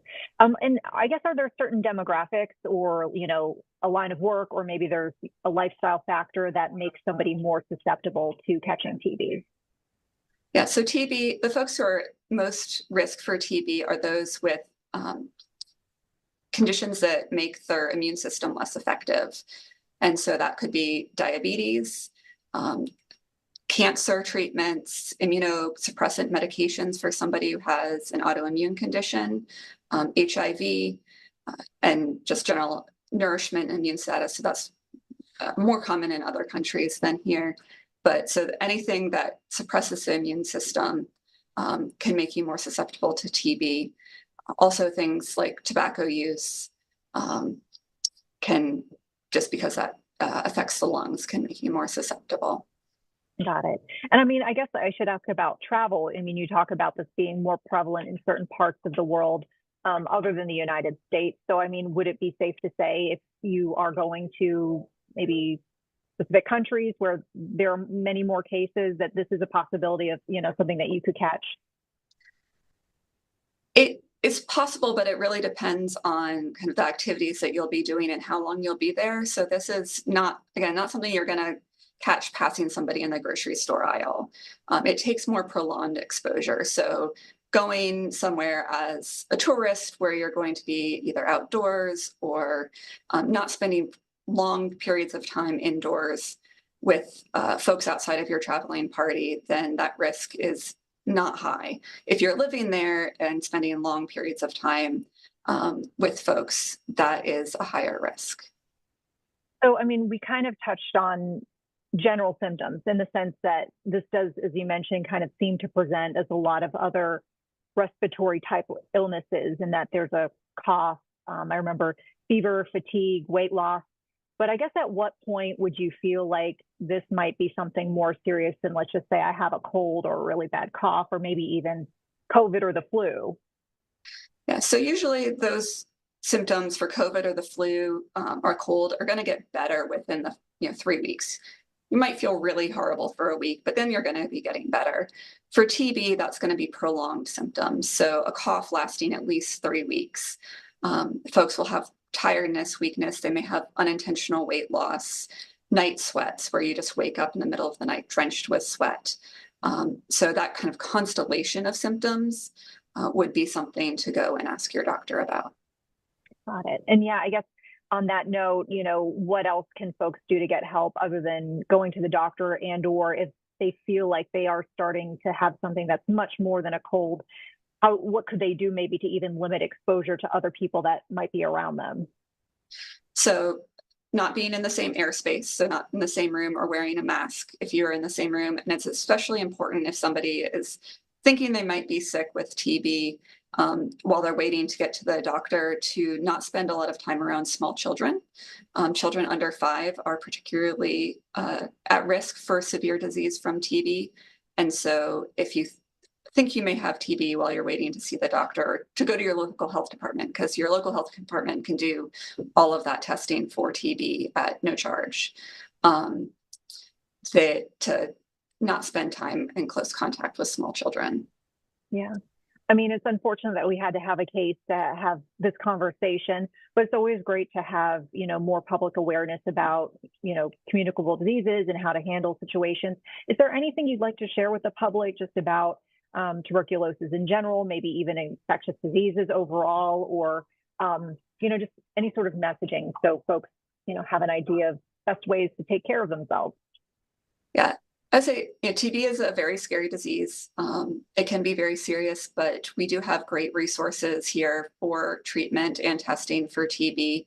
The local health departments do a great job in investigating these cases and providing treatment to folks with TB. And so most people in North Carolina are not at risk for TB, just because our local health departments have done a really good job over the years controlling that and reducing the number of cases. Is it safe to say that this is a priority, illness to have supplies on hand for a health department? Like this is something that's been, kind of kept at the top of the list of diseases that y'all want to keep under wraps? Yeah, TB is definitely a disease that we want to maintain, as not very many cases in the state and that every health department has to be prepared for. Yeah. All right. Erica Wilson, thank you so much for joining us. We appreciate your insight. Thanks for having me. Did want to mention as well that we did ask North Carolina Department of Health and Human Services if they were able to share any more about the specific case. They say because of privacy issues they could not, because we did have a question about why the school district was involved with contact tracing alongside the health district, but unfortunately they couldn't shed any light on that. But if we get more details, we'll definitely pass this along. We're moving along to some breaking news. We got a brand new feed here into the Live Impact News studio. This is coming to us from Fremont, Nebraska. Now, if you look closely, you can see that white building in front of us, and there's a trail of smoke that's kind of coming out of the top. We're actually told that this is the aftermath of a reported explosion in the area. We don't have a lot about this, except that it used to be the Golden Sun Feeds building. I guess that's what a lot of the community members here call it. It's now Horizon Biofuels. So biofuels company, presumably. Off in the distance, just on the other side of the train tracks, you can actually see some flashing lights. So this crew, we actually saw a reporter in front of the shot a few moments before we took this feed for you live. Looks like they're keeping those camera crews and reporters far away from the scene in the meantime. If you have any familiarity with this area at all, this is the southern part of Fremont, Nebraska. We're told this is near Schneider Street and Cloverly Road, and the explosion happened before noon local time there. We're awaiting what looks to be a potential reporter on-scene report. If we can get that, we'll definitely bring that to you here on Live Impact News, or as our affiliate reports more detail, we will also pass along that information. Looks like, is that Minnesota feed wrapping up? Yeah, we just wrapped up there. Okay. We just lost our feed from Minnesota that we've been dipping in and out of. We're going to turn now to some information coming to us from the European Union.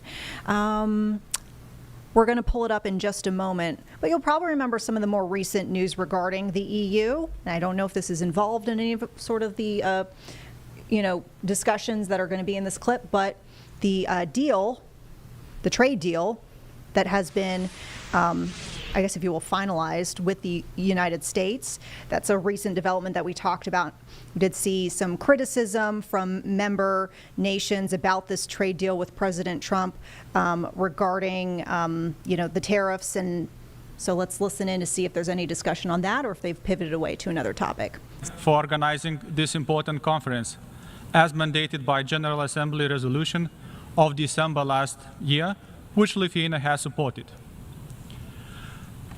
I also thank the UN Secretary General and President of the UN General Assembly for their remarks. From the outset, I underline Lithuania's full support for all efforts aimed at achieving lasting peace and security in the Middle East.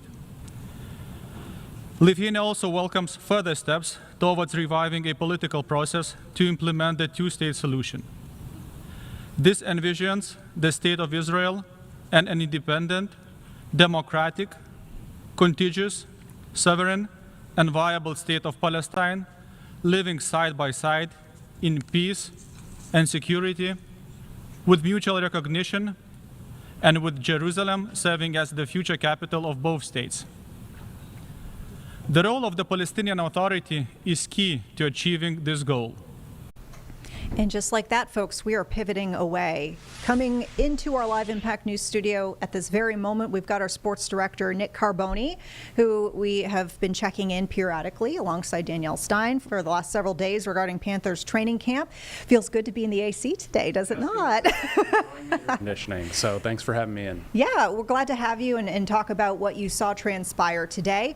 I know you said it feels good inside. I felt like there was a little bit of relief today. I know that's a really relative No, term. yesterday was better than today. Really? There was a little bit of a breeze up on that hill on Cedar Street today. Yesterday, it just seemed to absolutely be more of a constant presence. Today, it left us for a while. The only real relief we got was maybe after practice ended, we got some cloud cover, and now, of course, we've got some weather rolling in as well. So it sounds like it's going to get better, though. I think Brad said second hottest July in Charlotte history, and we felt every bit of that this week. Yeah, definitely historical. You were telling us some of the precautions the team has been taking to try to stay safe. There's some sort of cooling Yeah, trailer. The cooling trailer is a great benefit for the players. Of course, the Panthers don't have an indoor facility, unfortunately. That is in progress and will be complete ahead of the 2027 season, they say. So for now, they've got to dip into that cooling trailer, but it is at least 20 degrees cooler in the outside temperature. Feels really, really good. Yeah. We've had some great storylines that you've been bringing to us over the past couple of days. What can you tell us about, any one-on-ones that you're getting today?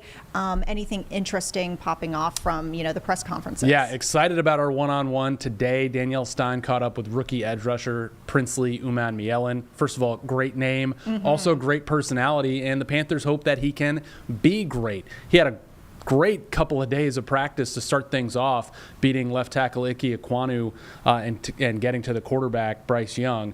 And a lot of people on social media took that as, well, Ike Ekwonu, maybe he's taken a step back. But Umanmielen was one of the most ardent defenders of Ekwonu on social media, saying, no, it's basically I'm just that good.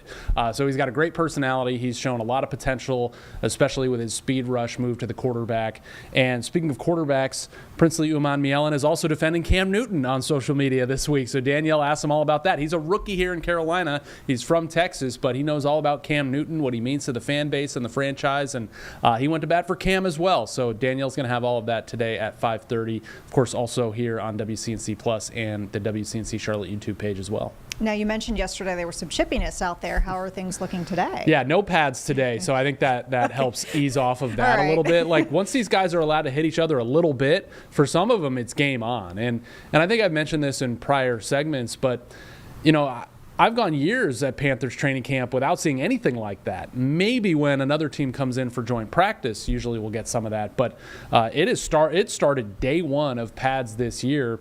Second-year linebacker Trevin Wallace gave running back Chuba Hubbard a good pop, and as soon as I saw that it was number 30 falling to the ground, Vanessa, I go, yeah, it's on, because Chuba has the mentality of he's not going to want to be put on his rear end, and he certainly didn't. And I don't know if there are any swings. Wallace kind of denied that, but Chuba definitely got into it with him, and the team came in to break it up. One thing I will say, though, is two things a coach doesn't want in that situation: injuries, obviously, and for it to disrupt practice. They regrouped very quickly after that and got into the rest of their team period of drills to end practice, which are very important. So I think with all that said, it was kind of a net positive. Like, here's a kid, second-year linebacker, who is part of a defense that was historically bad last year, and he's going to make you feel it if you're going to come near him. So I thought it was a net positive, and those guys are both good now. All's well that ends well. Well, you just mentioned injuries, so I'm going to ask you, are we starting to see anything emerge? Is there anything notable to mention thankfully on that front? so far we haven't had, the big one. Somebody carted off. Find some wood to knock on. Here we go. But Derek Brown has been being eased back into training camp. Injured his meniscus in his knee last year, week 1 at New Orleans, didn't play the rest of the season. His presence was sorely missed on the field and in the locker room. Today he had just some general soreness that actually didn't have anything to do with his knee, so he kind of did some stuff off to the side, and I think that is going to kind of be the game plan for him as they get him ready, as Coach Dave Canales said, for week 1 at Jacksonville. So I still anticipate Brown to be part of things in the opening game. And there's a couple other guys like Adam Thielen. I think they were kind of managing today. I didn't see starting cornerback Mike Jackson practice. A lot of these veteran guys, especially when there's no pads on, and they played some intense football at practice yesterday with those pads on. Today's kind of a day to just take the foot off the gas a little bit, and we'll see what tomorrow brings, pads or not, see what Friday brings, pads or not. I would probably anticipate pads on Friday, because then Saturday is the Fan Fest practice, which they generally don't. Sometimes they do pads, though, so we'll have to see what the game plan is there. Now, this is definitely a hard turn, but I know that you were there as head coach Dave Canales addressed this. Last night here on Live Impact News, we had breaking news that we followed through most of the evening regarding that active shooter situation in New York City. And we've been learning today the potential that this suspect here might have been trying to target the NFL office that is in that building there in Midtown East. Did Canales address that? How did he respond to that? I know that's a really tough headline to have to follow overnight and wake up to this morning. Yeah, and Dave Canales said exactly that. He saw the headline this morning that this may have been a targeted attack on the NFL offices in New York City. So generally after a practice, Coach Canales does not make any sort of opening statement. He just starts taking questions. Well, today he asked to make an opening statement, and he did offer condolences, thoughts, and prayers to those he said were, quote, devastated by last night's events. Also mentioned the fact that there was a police officer shot and killed in that incident, and coupling that with the fact that it was a targeted attack on an NFL office. Now, there are 32 NFL offices all around the country, including here in Charlotte, North Carolina. So I think everybody's radar is a little bit up. Working for the NFL, Commissioner Goodell did send an internal memo to all NFL employees saying that there would be extra security. I believe that those that work in the Park Avenue office were offered to work from home for at least a few more days this week, or even take today off. And the commissioner also reiterating the mental health resources that the league does provide its employees. So I think Canales also had, things to say about, listen, we're a traveling show. And so basically that indicates, the security to us is important. And he thanked the people that do look after the Carolina Panthers on a daily basis as well. Yeah. Oh, man. So I know you always have kind of like a layout of what you bring to us throughout the evening. You kind of have it stacked out 4, 5, 6. Is that the case today? And if so, what are we looking at over the course of the evening? Yeah, well, Danielle Stein will be live in Uptown, weather permitting, at 4 o'clock, and she's going to bring you some great sound from Trevin Wallace, that second-year linebacker I talked about. We're kind of past the scrap yesterday and really talking about Trevin's stepping into this role as a Panthers linebacker, which is, you talk about this position over the years in franchise history. The general manager, Dan Morgan, he was a great Panthers linebacker. Of course, the late Sam Mills was a great Panthers linebacker. And then Luke Kuechly and Shaq Thompson, guys that have been here in the last couple of years. Shaq Thompson let walk to the Bills this year. Kuechly's been retired for a handful of years. But these are guys that are communicating with Trevin Wallace on a daily basis about how he's progressing, answering any questions he may have. Luke Kuechly and Trevin Wallace had the same shoulder injury and same shoulder surgery. So Kuechly's been kind of guiding him through the rehab process with that. And it was very interesting to hear Trevin kind of talk about that connection to Panther linebackers past, and say that he and Luke even go to lunch quite often. And Shaq Thompson calls or texts him every single day. And I remember last year when Trevin was kind of thrust into a starting role unexpectedly as a mid-round pick in his first year when Shaq Thompson went down again, that Shaq called him right after his surgery and said, okay, here's what we're going to do. Here's how we're going to get you ready for this big responsibility. So I think it's a cool through line from Panthers linebackers past to now present, because these guys clearly think of Trevin as the next great Panthers linebacker. He's got some work to do in that regard, but he's showing some flashes of being really good. Yeah, and it's always great to hear, stories of people uplifting each other and just, showing love and showing support. You always love to see that. That's just great, teamsmanship, I guess. Yeah, and Panthers fans who love those guys, and Trevin Wallace has got a great personality, and he plays with his hair on fire in the field. I think they'll really connect with something like that connection, basically. Yeah. Anything you want to leave us with before we wrap things up, Nick? Listen, I think one guy that stood out to me is Corey Thornton, who's a rookie cornerback, undrafted out of Louisville. He's been on the field with the first team defense a lot. He made another great play today. So I think we're going to start talking about that name a little more in the coming days, and we'll try to hopefully hear from Corey, because, every training camp you get one of these players that kind of comes out, off of everybody's radar. Maybe wasn't drafted, maybe was unheralded, but if they can prove they can play at this level, they may have a spot on the team. So he's kind of that guy for me right now. We've talked a lot about the Hunter Renfrow story, and I think that will continue. But Corey Thornton is somebody I did want to put out there as somebody that's been very impressive as a younger player on this defense. Well, that's great to hear. Certainly hoping for good things, and I know you'll keep us posted. And hey, you said it here right now. If we see it transpire, then we can roll back the film. Yep. Nick, thank you. You got it. We'll see you later. Yep. All right, and so we heard folks, of course, just in the last few moments, there were some allusions to the fact that it has been so hot lately, but some relief potentially coming on the weather front, so we do want to talk about that. In the meantime, storm activity might be more of a thing as we go forward, kind of a trade-off maybe with not having so much heat. Got to deal with the rain and the storms. Here to shed some light on what we're seeing right now and also potentially what we could be seeing in the near future, we have meteorologist Becca Birdsall joining us now in the Live Impact News studio. So looks like, Becca, do we have some activity on the radar right now? Yes, we do. Not completely widespread, but scattered showers and thunderstorms, some of which are impacting the metro, and also some are strong out there as well. 50-mile-per-hour wind gusts, as well as quarter-sized to half-inch sized hail. So that's what we're going to look at, the threat going forward later on this evening, scattered showers and storms. But all across the area, you can see this is the live view. Some of us still dealing with the heat and humidity out there, but a lucky few of us getting in on some of these heavy downpours. Of course, we are also approaching the 4 and 5 o'clock hour, so that is that commute home from work.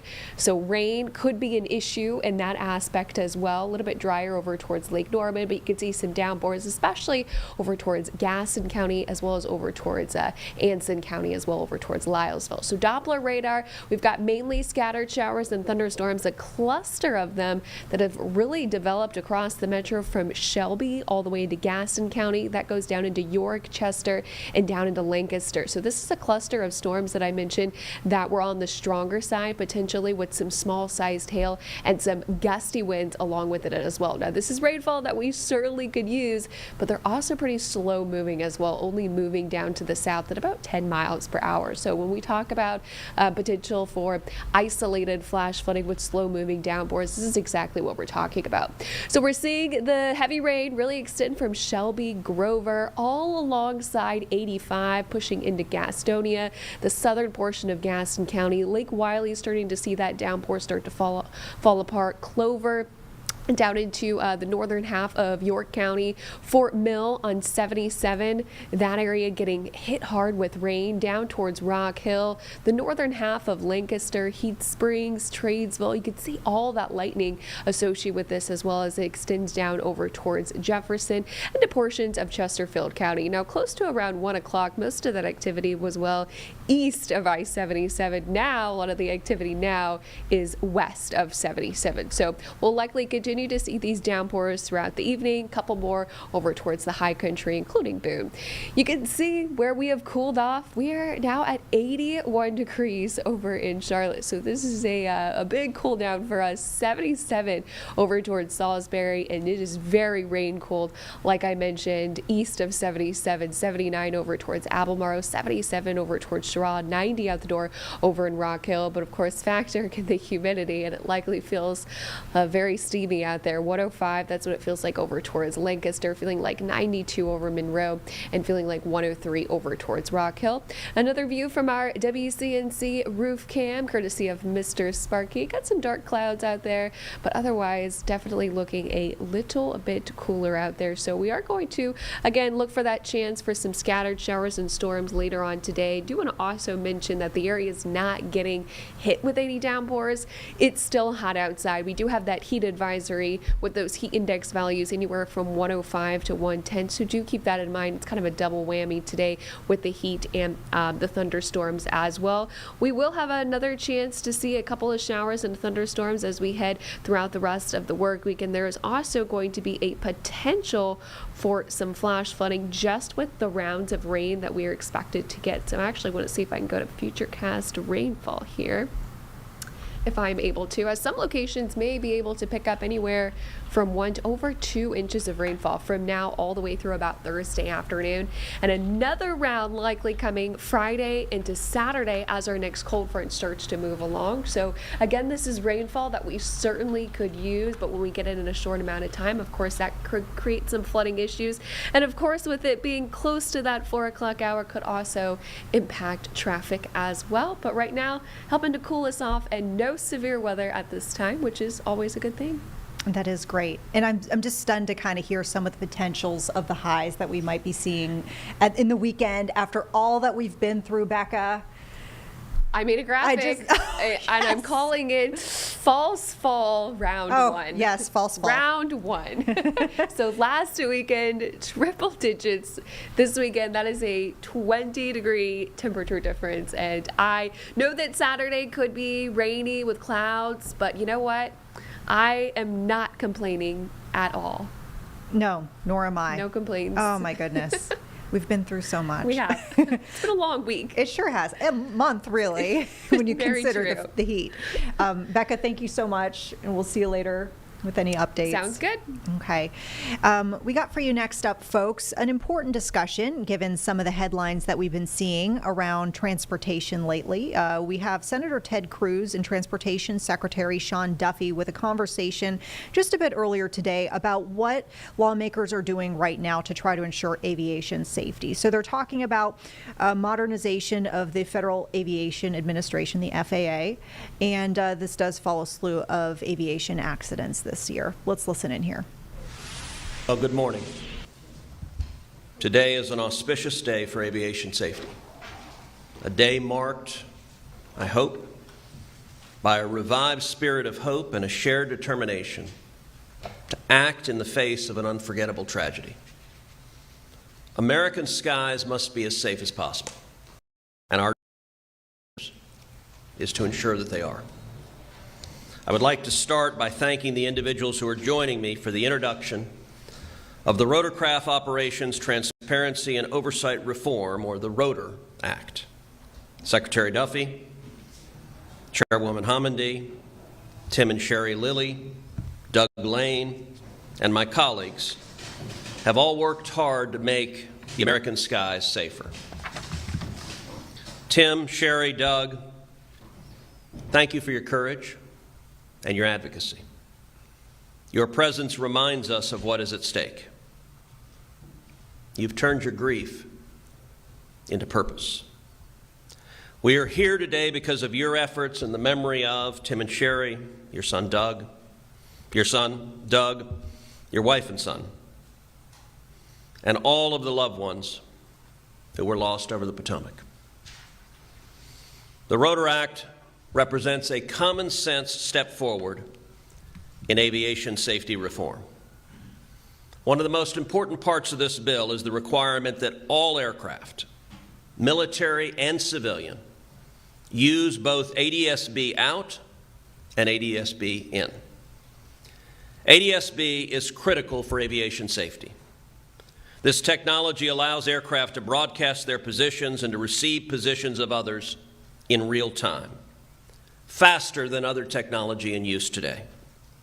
It gives pilots and air traffic control a clear view of what is happening in the skies. The NTSB first recommended ADS-B in nearly 20 years ago. We are going to make that happen this year. Make no mistake,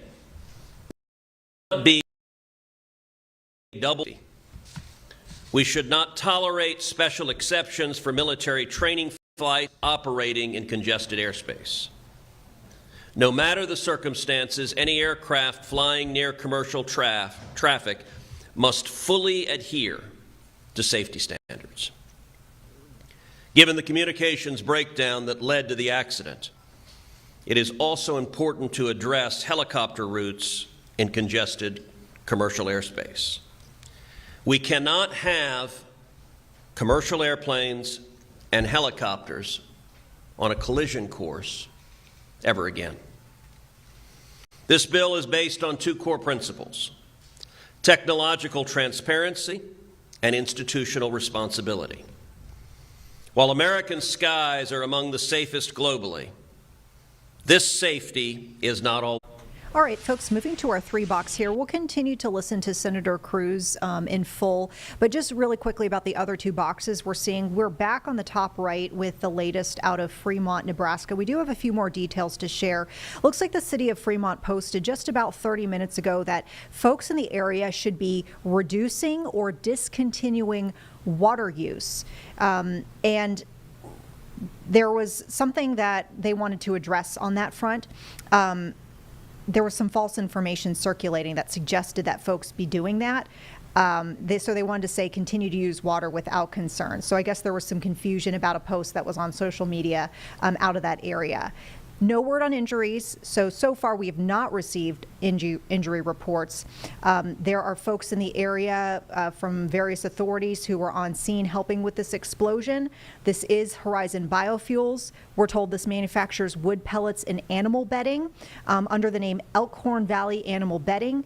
This building also potentially could have 10 employees inside. At least it says that they have 10 employees according to their website and the records that they file with an extension partnership with state manufacturing body.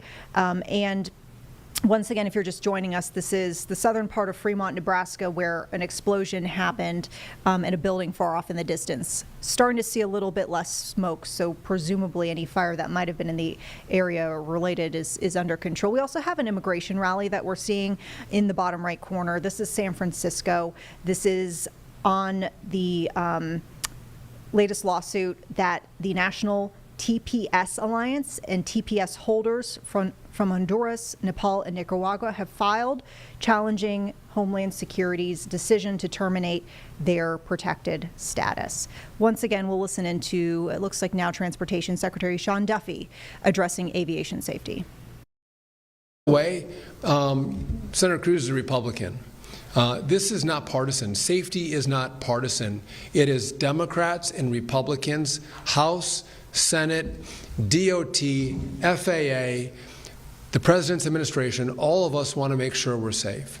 And so, Senator, I commend you for this bold effort and rallying the forces in this body to make sure we lead, make sure we continue to be the safest in the world. And this is one giant leap that's going to help make that happen. And I look forward to working with you and your colleagues to advance this cause. So thank you for driving. Again, 22 years ago, the NTSB recommended this.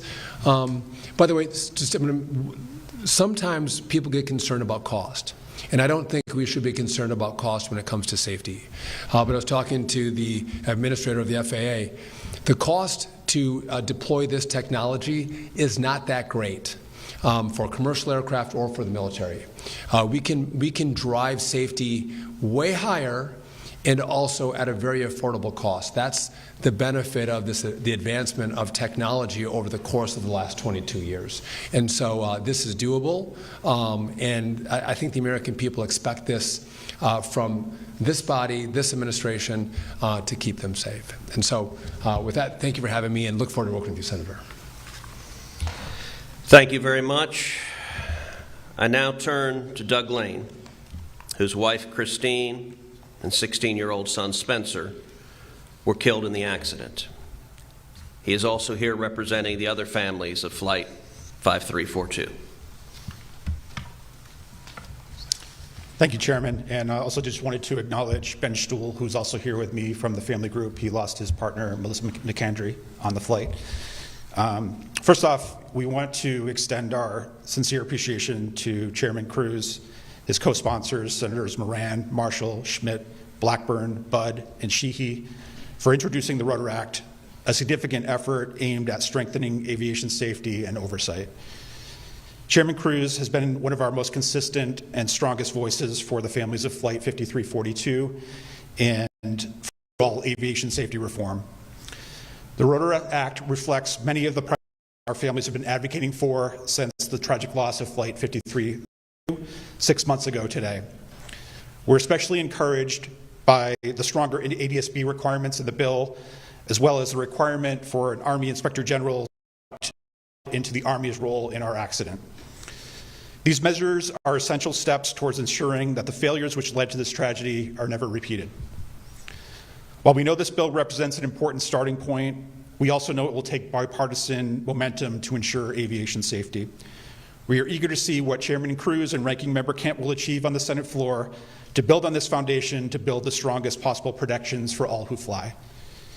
This is not about politics for us, it's about saving lives. Every meaningful step towards transparency, accountability, and safer skies is a victory for every family who has suffered an unimaginable loss. Please be sure to follow along as we continue our advocacy efforts at flight5342.org. Thank you so much for allowing us to be here today. Well, thank you, Doug, and thank you for your strength and courage to stand up and fight in the face of truly horrific loss.